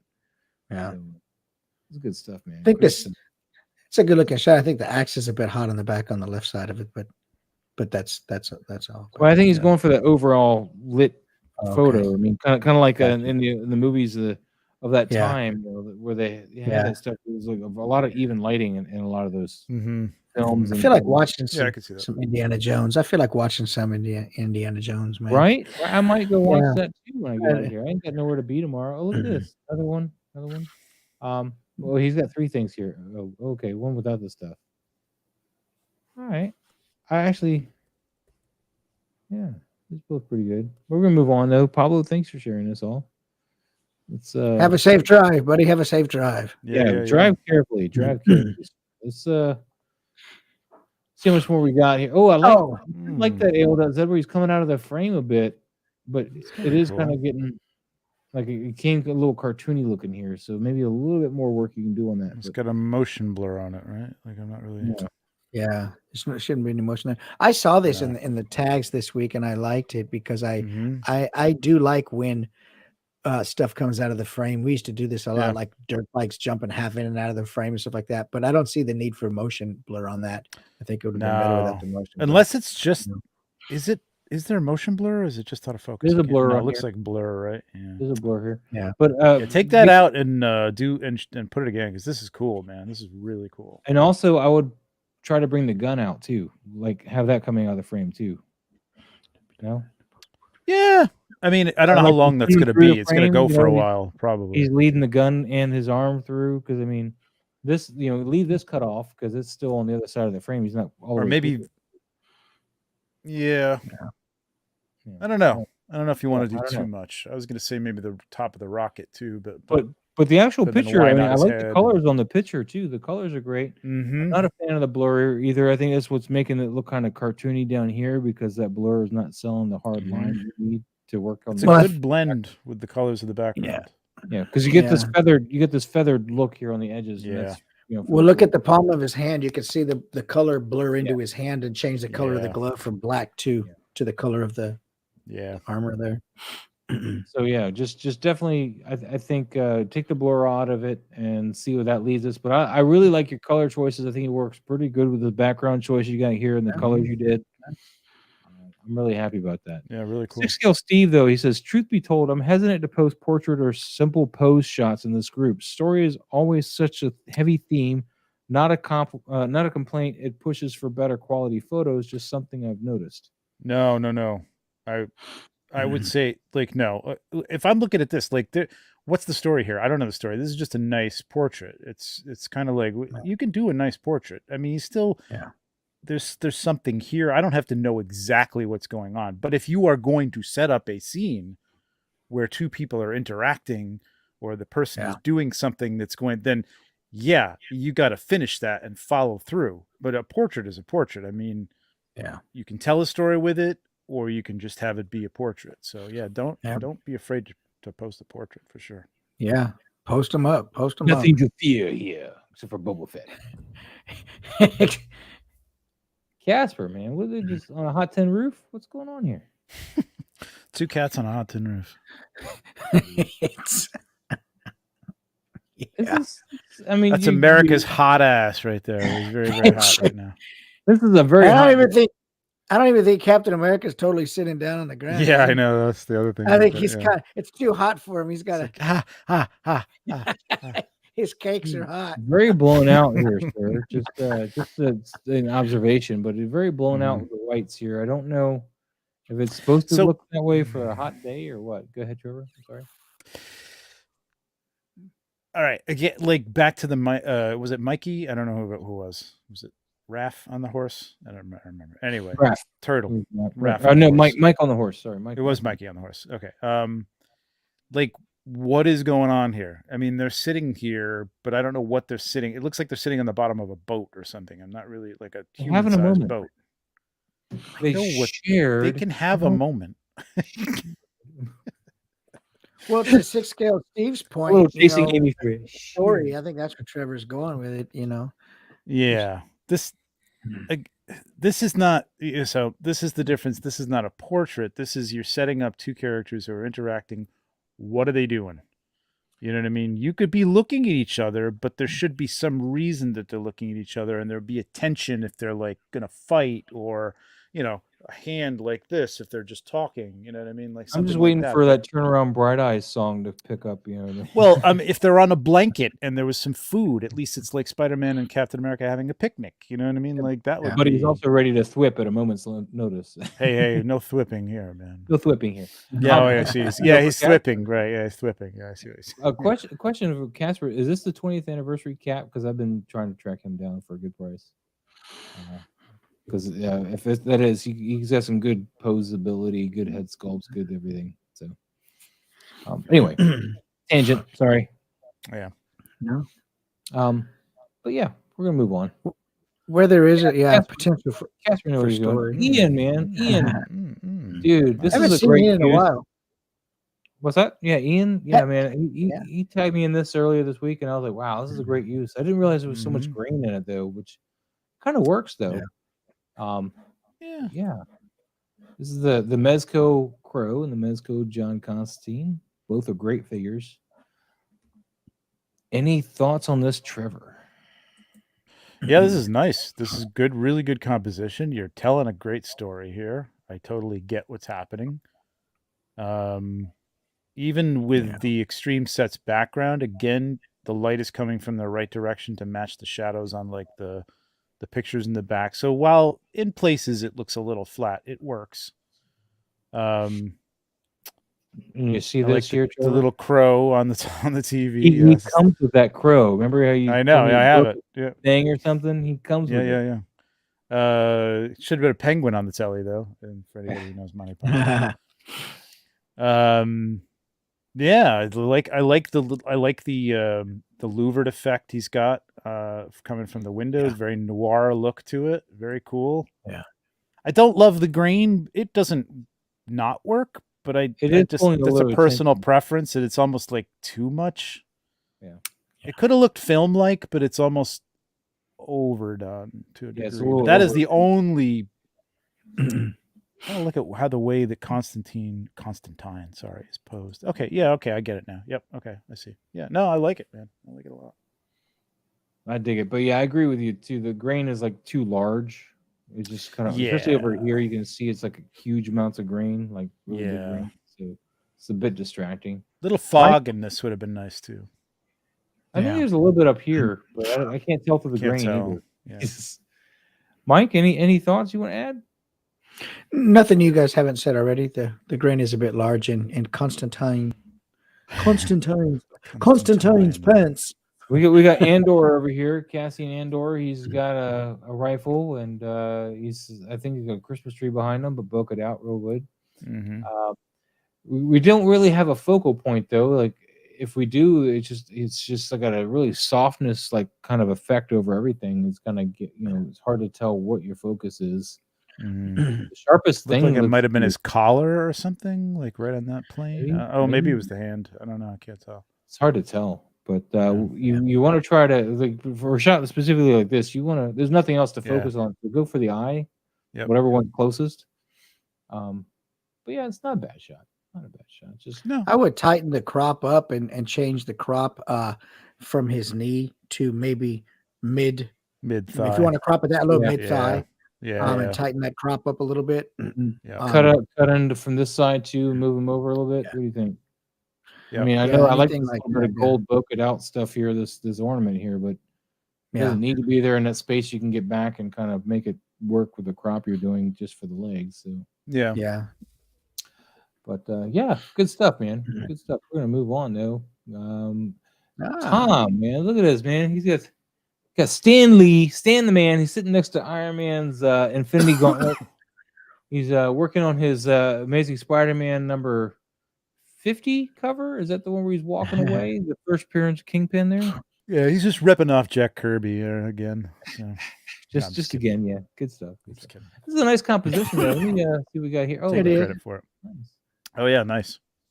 Oh, that's cool. I like that. Very nice, man. That was really well done there. See, here's a good example, and I'm not blowing smoke up his ass, but like that's doing just enough for the photo you've got in mind. I've tried to explain, like, I was doing a live the other day on IG and just talking about framing up the photo before you go nuts, posing everything and putting everything in place, because a lot of the stuff won't even be seen.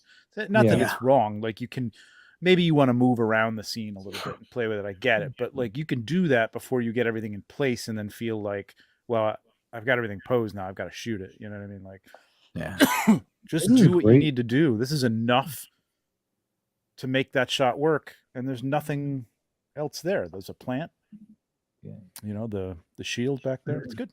TJ, man, this is awesome, dude. I love it, man. We're gonna have you replace Trevor on the show here soon. Yeah. I'm kidding. Dude, I love it, man. Anything we want to add, Mike? You don't have to. Good composition. I like the way the legs come towards you in the frame, and it's just a real relaxed photo. It's a real casual. Yeah, have you been giving him private lessons, Trevor? Or any? I mean, I don't think you really have. Just pretty solid the whole way through. He's an artistic person too. Like it's kind of a family thing. Hell yeah, man! Yeah. This is great stuff. Great. I like the hand on the. It's a good, like, you have limited, obviously, articulation. Well, you have limited hand choices. Like you know, he would sit. Well, there, I mean, it's a good use for that sort of thing where you're just about to rest your hand on your fingers. I've seen him in that pose many a times. You know, kind of thing in interviews or whatever. So it's great. Yeah. Oh, sorry. I cropped it a little on the top a little bit more, maybe, but I do like the shield there. Maybe. Yeah, I was thinking he was trying to get that shield in with the Stanley signature on it, but it doesn't quite. But it's good. I mean, it's still a balanced composition, I think. Yeah, it's nice. We got Adrian here. I mean, this is a great one here. We got the NECA Last of Us figures, and don't forget, guys, HBO is gonna have Last of Us coming out here next week or so. Yep, I like that shot. So wait for that. But this is a nice, clean shot, Adrian. This is one of my favorites you've done recently. I love the lighting in here. I even like this more than the Spider-Man ones lately. Oh, that's right. Those are his. Yeah, I like this, man. This is nice.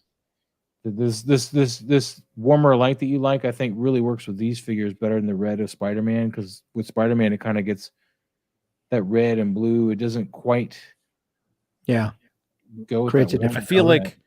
I feel like Adrian has this set up in one part of his house and he just leaves it there.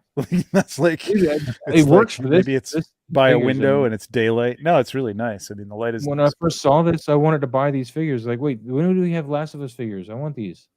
I'm gonna put a challenge out. I'd like to see you do a nighttime scene with this style. Ooh, yeah, there you go, Adrian. Moonlight. Trevor throwing down the gauntlet. There you go. Even this scene by itself would be cool at night too. Obviously, it's a little more horror inspired, but this is really nice though. Really nicely lit. Stuff, man. We're gonna move on though, because I know Trevor's got a finite amount of time. I can speak. Yeah, nicely composed. Really so, another great one from Adrian. I think the light's a little hot on her face. Not too. I mean, just the tiniest bit. And by the way, Adrian says challenge accepted. Cool. Right on. So just I think there's a little hot. I mean, not knowing the actual source, because this doesn't look like it's bright enough. This window here to be that bright there. Maybe that's why. But if you took this window and made it more of a regular warmer tone here, morning light, it might not be hitting back there. I don't know. I still like it. I just, this window is throwing off this light source for me. Like why? Yeah, you might have had something outside there that's a little more recognizable, like a city or whatever. Yeah, I like this shot. She looks good. She's a good looking. She looks great. Nice looking figure. Look on the face. It's good. Love those tennis shoes. Love that backpack. It's a great figure. We're gonna move on though. We keep moving. Rippic Citizen Tan. We got Turtles. some work from Rippic Tan today. We got a couple of slides here. Let's see what we got. A little BTS. Shooting at 1/8 of a second, 7.1 aperture. Okay. Like 2 different movies here. Isn't that what's her name? No, from that's Rogue One? Jana Solo. Oh, Jana Solo. Yeah. okay. It's a book character. 200 Extended ISO. universe. Yeah. Pretty cool composition. Yeah. I like it. Not a bad composition here. It's creative. It's creative. Yep. Harrison Ford turned out really well. He almost looks like legitimately Harrison Ford. Like you got him just right. That's one of the better Black Series, man. It really is. But yeah, she's not selling it as well. She's coming off very toy-like in this shot. Harrison Ford and Chewie look really good. The Stormtrooper, I think, could work because their armor's so shiny anyway, but very tough hard position to get a Black Series figure into, for sure. Yeah. But I like what you got going on here. Choice of color and the warmth of the room and everything. I really like the scene. Just the figure is limiting what I can get into, with this picture. This, this I don't know. The pose is fine. It just like she's very shiny. The eye, the eyes are off in terms of the focus where she should be looking at his. She's looking at the camera and she should be looking down at him. That's it's it's going to be very hard to get that to happen. So, in this case, do what you want, but I would say, if it were me, I'd be like, I got to rethink what she's doing here. You know what I mean? How she's attacking this Stormtrooper. Yeah. Rock on, man. Rippic Tan, great stuff. We're going to move on. Again, we're just going to try to get through this. There you go. Skill Steve, man. Yeah. Now, this is what Pablo was trying, and 6 Scale Steve, I think, nailed it. But remember, I think Pablo's got a different look to it. But I mean, this is what I kind of told him to try with these guys. Which but this is more of that propaganda style poster. Where Pablo is more movie poster, I think. So yes, but yeah, this is what you were talking about, like having him fly over and stuff. So this is really working. I think he took what you said and really I don't know if he gave me, because I told him when he showed me this one, I said like I would have the Rocketeer like coming forward over, like flying over the top of them. He's already apologizing to you right here. Apologies for the Rocketeer pose. Look at it. The first thing before you even say anything. Trevor shot the new pose, but ran out of time today. Oh, I thought you had it done. I thought that was going to be the second shot. Okay. But this one's cool too. I just said I thought that. Oh, I like it in black and white too. Actually, sepia tone would be pretty cool with that. I'm pretty happy with the first time. No, I like the color because it's very much like the poster. Yeah. You really nailed the almost duotone look to this. You know what I mean? This layered look of colors. I kind of really like him flying off in this direction. I know he's not flying the same direction, but I think it really works with the way he's got the font. No, it does work. And I just thought selling the rest of the space, like, because these kind of go down a little bit this way, and he's like flying up that same parallel. If you see like the team, the exclamation point, like his head, like right in that area, and his body going back.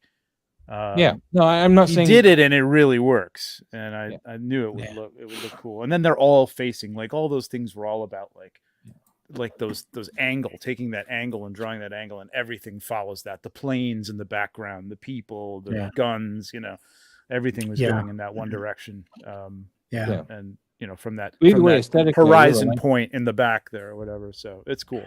Yeah, I still really like this. I like the color choices. I like everything he's got going on here. You know what I like best on this photo, and it's gonna sound really corny, but I love the shadow cast from the strap on Captain America's face there. I like that. See the helmet strap?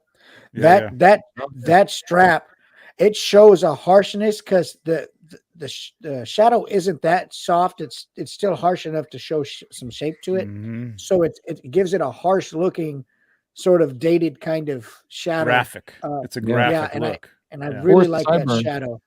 Yeah, it's a pork chop. Yeah, but I like that shadow. Yeah, I like that shadow. And that really you nailed the light, man. The light is great. This really, Steve, this is awesome, dude. You took that challenge and ran with it, man. It's really nice.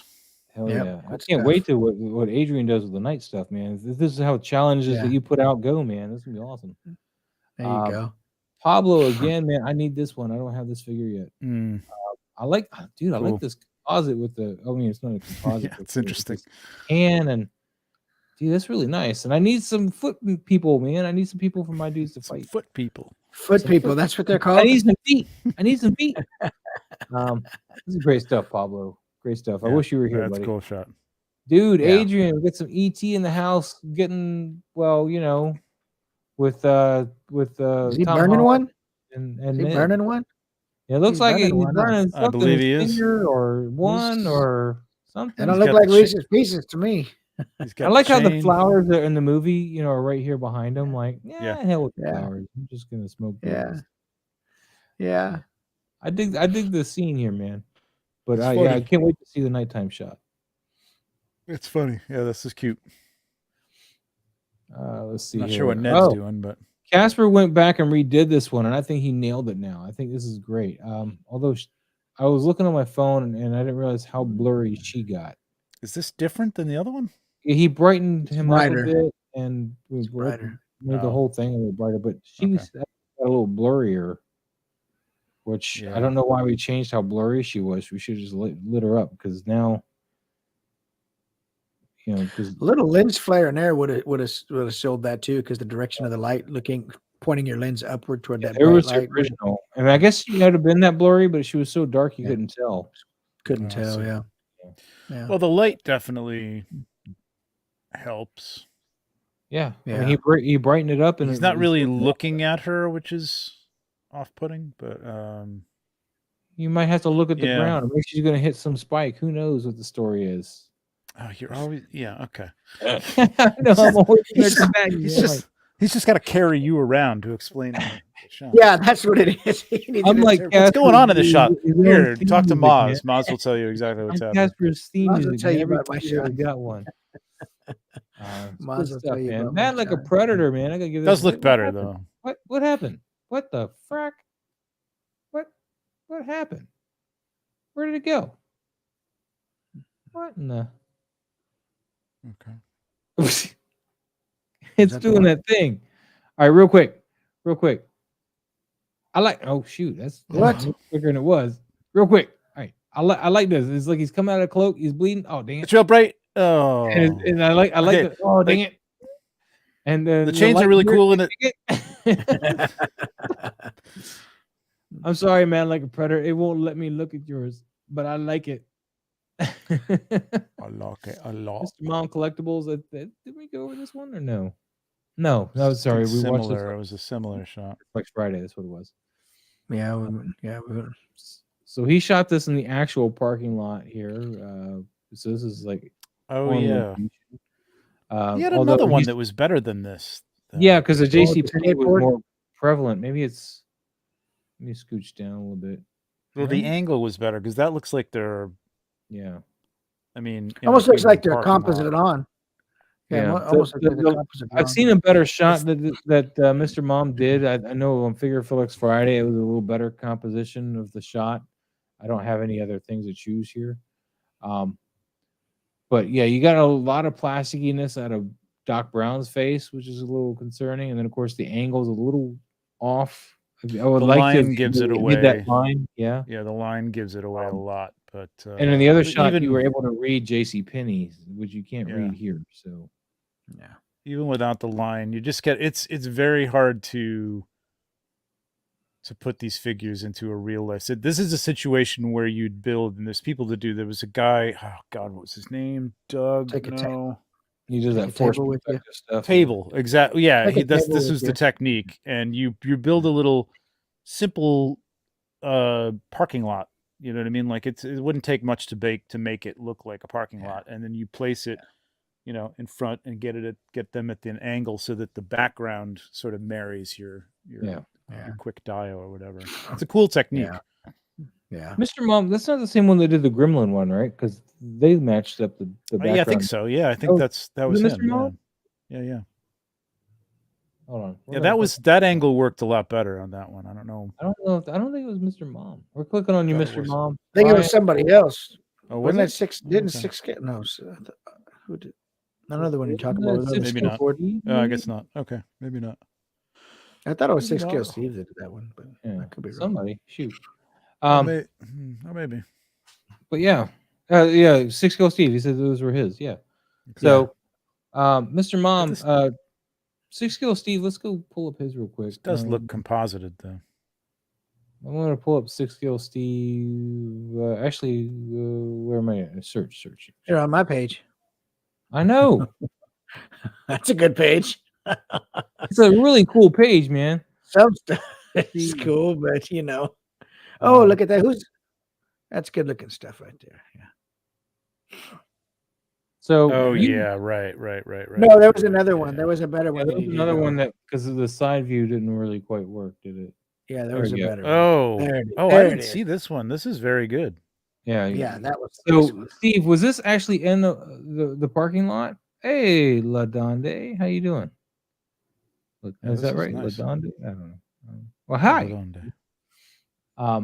Yeah, the only problem with this one we had was that the gremlin was a little too big, but I disagreed on that one. I thought that the gremlin was just fine that size. Okay. I disagree too. I think it's good. Fine. I'll just not have an opinion. You know what? If you really sit there and analyze it with the flames, the length of the flames, he wouldn't have been that big. But I think this is a suspend animation or suspend belief type of shot. I actually like this one too. This is good. But we're not here to work with 6 Kill Steves, but you may want to look at that and take a look at it, man. That's right, composited on cork asphalt. All right, so 2 different things. He can 6 Kill Steve composited it. You're trying to do it actually in camera. But if you took some of that cork asphalt kind of idea and maybe raised it on the table like Trevor was talking about, you might have gotten that perspective right too. But if you don't do any of that, what I would have done is maybe at least turn that camera angle a little bit to get this line out of here, and or move the figures a little bit over. So just shoot it lower, shoot it up, and get closer to the building if you really want to get the JC Penney in there or whatever. Yeah, and if he got closer to the building, it wouldn't look as composited. Also, as composited. Exactly. Because they wouldn't be so sharp, and their sharpness and the amount of blur because of the distance between the building is what makes them look like they're just composited in there. But good point. Yeah. Well, we got Harry with some Avatar figures, which I still have not found on my Target. Those look great. That's a great looking it's not shot, bad. Got some Mandalorians riding Avatar Banshees, which is pretty cool. This is he's got a little BTS good. Here. 320 ISO, 1/10 of a second. I didn't catch the aperture; it moves too fast. But F10. F10. Oh, he's doing this with a screen. Good. He's got a screen back there. Looks really nice. Really good job. Really, not a bad job. Nice. Let me take a look over here. Oh, okay. Why are we doing this again? I'm confused. Do we do it again? So nice. I always like seeing people's f-stops and stuff, because some people, I wonder, I mean, ISO 100, and you see some people, they do like ISO 320 and F10 and you wonder, I mean, I never do. And so it's nice to see what some people come up with, what combinations work for them, So, what do you think here, Trevor? Sound like you're going to start. Yeah, I like this. There's something that's not quite marrying with the background that he's got. Like the lighting could be like, it's looking like this is a sunset, right? And there's trees or mountains in the background that are in shadow. On our side, obviously, the sun is setting over the hill. So this side of these beasts shouldn't be as lit up as they are. So that's what's disconnecting me from it being. Maybe if I didn't see the ground, you could sort of say that they're just in the sky, and the sky is just like all sorts of swirly clouds and colors and stuff like that. But since you have that in there, it's selling that it's a sunset and they shouldn't be lit up as much. But The composition is nice, man. It just did a good job there. He's got so much warmth in that background, but you're not catching really much of that here. The warmth is not there is another point. Yeah. It's marrying with the digital background is a tricky thing. Trickier than people. You got to play to your strengths on that, man, definitely. And then one other thing is this pose is weird. Like, I know he's probably reining up, and that's why he's doing that, but I don't know, just isn't quite. This pose is good. This one's just not. But I like it. I think it's like you guys said, I think it's a good looking shot. I think underneath them should be a little bit darker, like you say. But and I like that you didn't try to get all the wings and the whole beast in the frame. And once again, it's you don't have to do all that. And so that was done here, and you got a nice tight crop with these. You know that they're a winged beast and that they're flying. You don't need to see all the wings, and so that's a good job. Oh yeah. I think you could have if you go back to just 1 second, I think if you I don't know if that's the sun over the top of the but you could put a super bright light if you don't have a lume cube, just like a focused light off to the side of the camera on the back of them as your key light, and then bounce that light with either an orange piece of paper, or if you have to bounce that that way you're going to marry it a little bit better, because it is this should be backlit, because it is backlit. So it is backlit. That's all. Yeah. Well, Donde is saying that the yellows and greens are fighting with each other. It makes it hard to figure out the focal. I kind of agree that the green does kind of clash with that orange. Well, it's not picking up any of that warmth, like you said. It's not picking up the yellows in the sky. So that's why I think it looks like it's disconnected a little bit from the background. We move on here. We got Adrian, got some Mezco Batman fighting the Mezco pinkhead guys. I don't know. Pink skulls. Sure, pink skulls then. Yeah. Adrian, it's not too shabby here. We got your light source coming in the window, and of course Batman's lit respectively here. Mm-hmm. Another window back here behind this pink skull guy, so it's lighting his side here. So I like how you're utilizing what would be natural light to light your scene. There's not a lot going on here to say otherwise, and I like the fact that the color of this wall is probably enough to bounce what light is coming back at here to keep them from really falling into shadow. So I'm curious to know how much light source you're actually using, because it looks like it's all coming from these windows. I wonder if he's just putting it by a window and using natural light. Very possible, because there's a lot of light coming through that window, lighted up that much. But the one thing I would have cropped this off on the left quite a bit. You get that foot there, and we all know how much we're about cutting off feet. Nah, fuck that foot. Or even raise it up so that it's got some contrast and it can be more seen against the bright background of the wall instead of the trash can. That would be you are losing the trash can. This is true.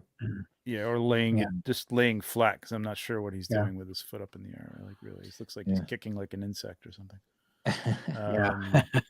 Great stuff, Adrian. Great stuff, man. I can't wait to see your night shot. Here you go again, man. Again, using the orange though, but didn't we do this one? Joker. I think I remember this one. They're in trouble. Oh, did we do this one?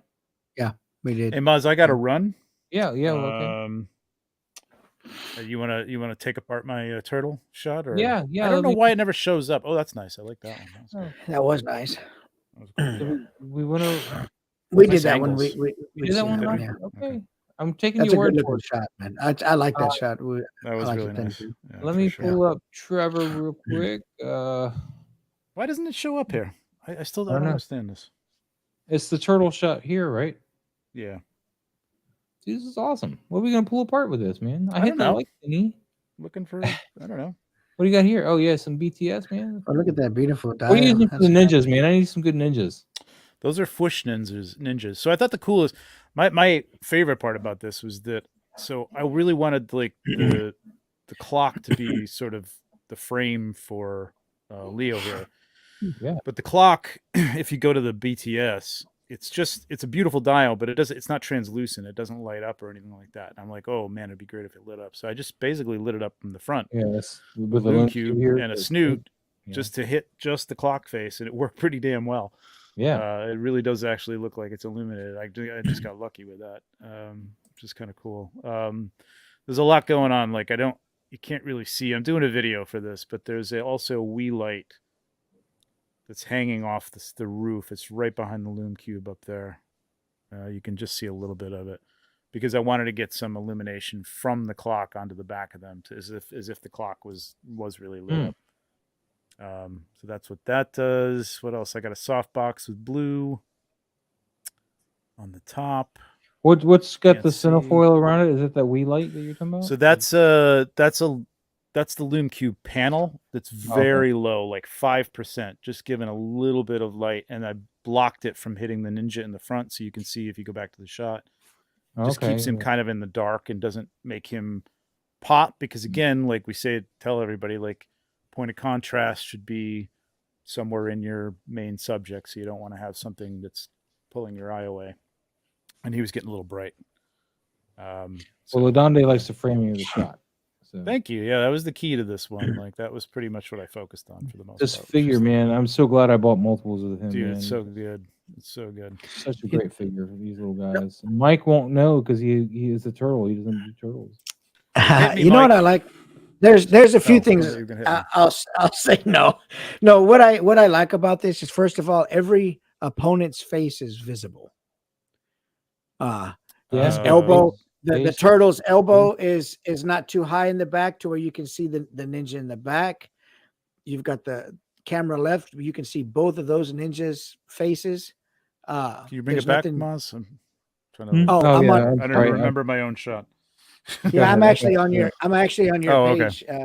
1.6, looking at it here. Better. Oh, visible. But the faces are visible. Yeah. They're visible. There's what he puts the turtle puts his swords in. They're not blocking the face in the back. Every face is visible, and the way that this angle is angled, just so that the turtle's his left hand that's back and high, it really exaggerates.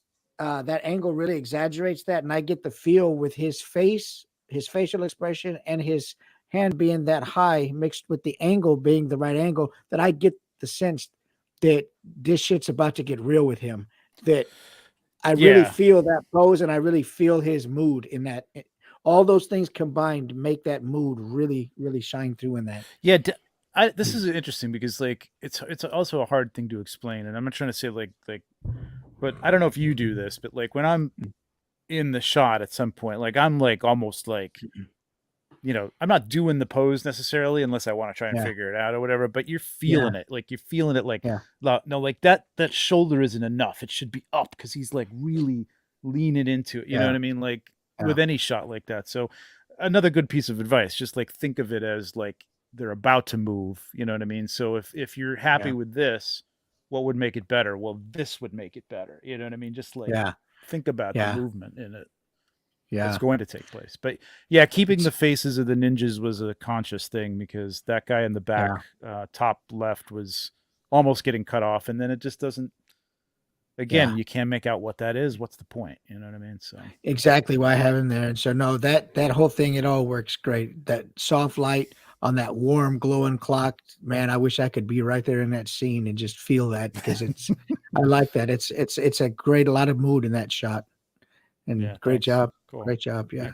Let me ask you quick before you go, Trevor, because I noticed in your comments for this one, it says, I did pick up the DC Direct Batman TMNT sets. Is this, you talking about like these guys? Yeah, I love those things, man. Oh, okay. So it said that you abandoned it, and I was like, you want to sell me? Because I only got this. No. I like them, and I want to shoot them. I did a shot with them that just was not working out. They're not the most posable things in the world. And I was trying to get them, again, going back to that shot, to give that dynamic look, and I was really struck. It was a very complex shot. I did with Batman and two of the Turtles, and you were looking through the Joker's legs, and I knew it was the Joker, but like I'm like, and it didn't really matter that it was the Joker actually, but it was a very complex shot, and it just didn't work. It didn't work, so I gave it up. I told you, man, I'm trying to work out a good pose for this guy too. I just got him and Damien. I got the one pack. I do want to go back to them, because I now this rooftop thing is just a really cool diorama. So I do want to try that's a badass diorama. Yeah. That is a cool diorama. I'm jealous of your diorama, sir. Yeah. 78 points of articulation, man. Good stuff. Nice. That's some good work. But for sure. yeah, man, I was busy this week, man. This guy as well. Oh yeah, I've been debating whether I'm keeping him or selling him. I think I want to keep him. He's really good, man. I know he is. I have so many Wolverines though. It's that same freaking Wolverine. I only have the one Wolverine, and then I got this guy. Nice. I haven't even opened him yet. Yeah, you have this guy too? Oh, haven't even opened him. I should know. I should know you have everything. No, I don't have everything, but sometimes I feel like I have everything. It's like ridiculous. And then the last thing I had to add was this little slash. Oh, that's cool. Nice. Very nice. Yeah. They're having a New Year's sale at my local shop, so I picked up what I could. There you go. This is one of my local shops. This is where I got the Mezcos from. They gave me a shirt to wear on the show. Nice. Hey, Yo Adrian said, okay, I'm not using a superhero for the night shot challenge. Oh, you're doing a night shot challenge? You have one? Yeah, you gave him a night shot. Oh, that's Yo Adrian. Oh, okay, I was thinking because he doesn't have Yo Adrian on there. He's just Adrian. Yeah, okay. I mixed you up. You should do a night shot challenge though, like you did the snow. Like you should have like next week everybody take like a night shot. Well, next week's a little too soon, but maybe we'll do a night shot challenge. Yeah, set up for throw some challenges down. Yeah. But he says, anyone feel like the face on that Wolverine is too soft as far as the Mezco Wolverine? Mezco in general, Mezco's always a little soft. Yeah, like the John Constantine's got a soft face too. Yeah. So yeah, they're kind of weird like that. Like, but Theodore Sidecutter, his face is not soft at all. So no. Like, regular human faces seem to be soft, but like anything it's a other different than that, plastic. The Crow too. The Crow isn't soft. No, he's not too soft. I don't think. I mean, they do that like that stochastic printing or whatever of the face. Yeah, that's not gonna work. But you know what I'm talking about. So it does feel a little soft sometimes. But before you go, man, we didn't go over this, and since you brought him up, I was wondering if you wanted to take a look at this with me and see what the changes I did. I'm gonna give it full screen. So here's the original shot I did, and I didn't like how the light caught on his jacket. It looked kind of like, like way too sparkly. And then I came back and redid it here, and I added some foreground elements to it and got a different backdrop for the back. But I like that you can see the Crow outline more than you could in the first one. I mean, it works, but I mean, I guess if he was a little lower and a lower angle in the first one, it was kind of cool. Because this almost looks like the first one looks like it could be black and white. Like you could just done that in black and white. It would be kind of cool. And the other thing is, a big key is also you got to watch the angle of his face. Like this one, I pointed his head down really well. I mean, because then you're not really getting lost in the details that they kind of messed up on. Because his face isn't bad. Yeah, and I personally don't like. I'm trying to think. Unless you're doing a portrait, and even when you're doing a portrait, and I better look at my work before I say this. But I generally don't like, even when like I'm picking out like images for stock photography for clients and stuff like that. Like somebody looking at the camera. It has to be a certain reason that they're looking at the camera. You know what I mean? And it's generally like a portrait or something like that, where they're meant to be looking at you, or you know what I mean. Otherwise, I want them looking slightly off camera. And that first one looked a little bit like he was kind of looking at a little at too the camera. Like where the second one looks like he's lost in. He's just doing his thing, and you're looking in on the scene because like this makes you. You're looking at him, yeah. Well, I mean, if you think about the scene where he walks into Gideon's, it's kind of how he walks into Gideon's, which is what I was kind of. Yeah, no, I like this. This is good. This is good. Pablo! Hey, there he is. What is going on? What's happening, man? Nice chapeau there. I like that. But yeah. I just wanted to see what you thought about the two, and no, I like the second one for sure. This is, I went back and just redid the whole shot because I was like, I wasn't happy with this one, and I wanted to wait until Mezco Monday to post it because it was. There's some cool things about that in that it almost becomes a silhouette. This one, and the only detail is the door, which I kind of like about it. Which one? The first one. This one. Wait, this one? The first one. That one. Okay. Like if in black and white, it's like you frame. There's no other detail around the door whatsoever. Mm-hmm. It's just the door. If the crow had been a little lower, and you could make out like you could make out the silhouette of it. I think it would look pretty cool. Don't get me but started. I like this one a lot. Don't get me started on that crow, man. That crow. I had him posed perfectly, right? And then I had to change the angle, and the crow decided that's not what he wanted to do. So Yeah.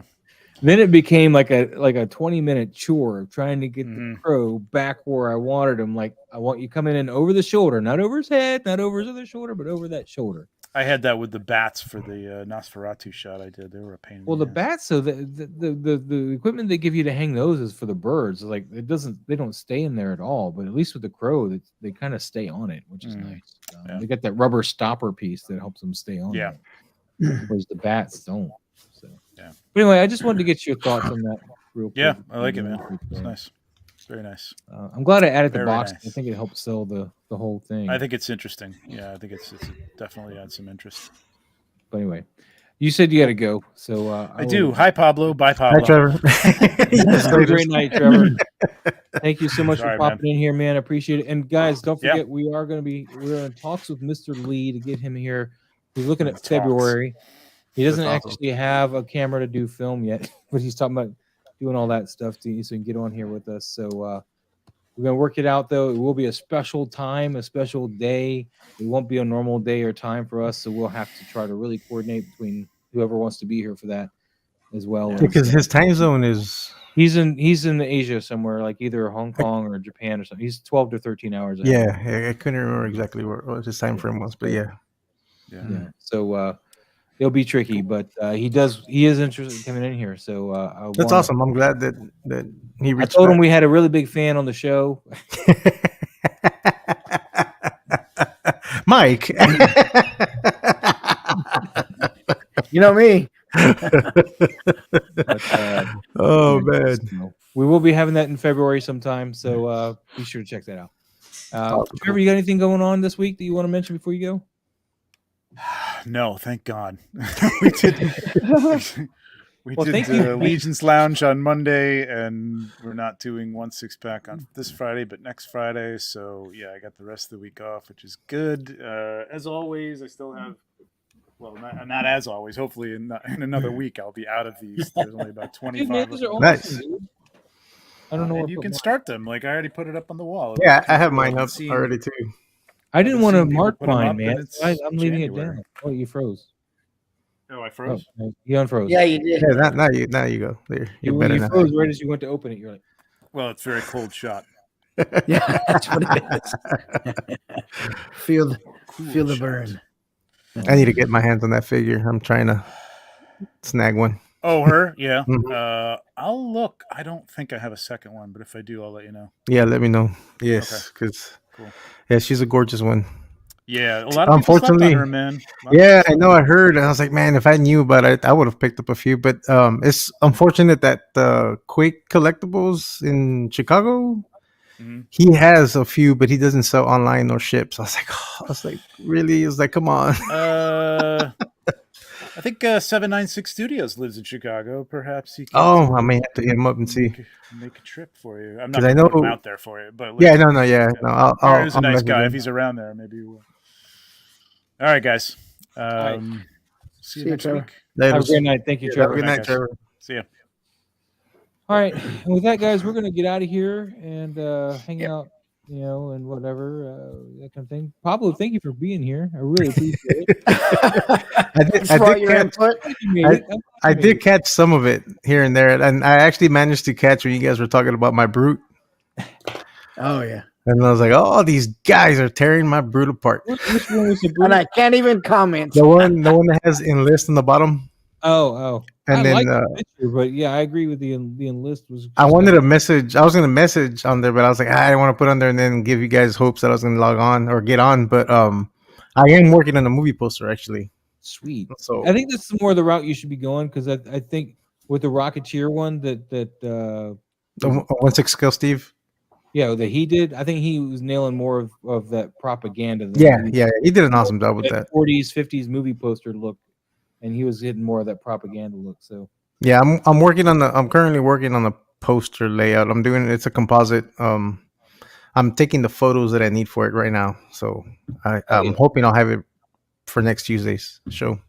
All right. Well, we're going to get out of here, guys. Thank you so much for watching. If you like the video, please hit the like button. Please subscribe if you're not already a subscriber. And make sure you subscribe to everybody that's participated today and in the future episodes. And thank you so much for watching. Have a great night. Later.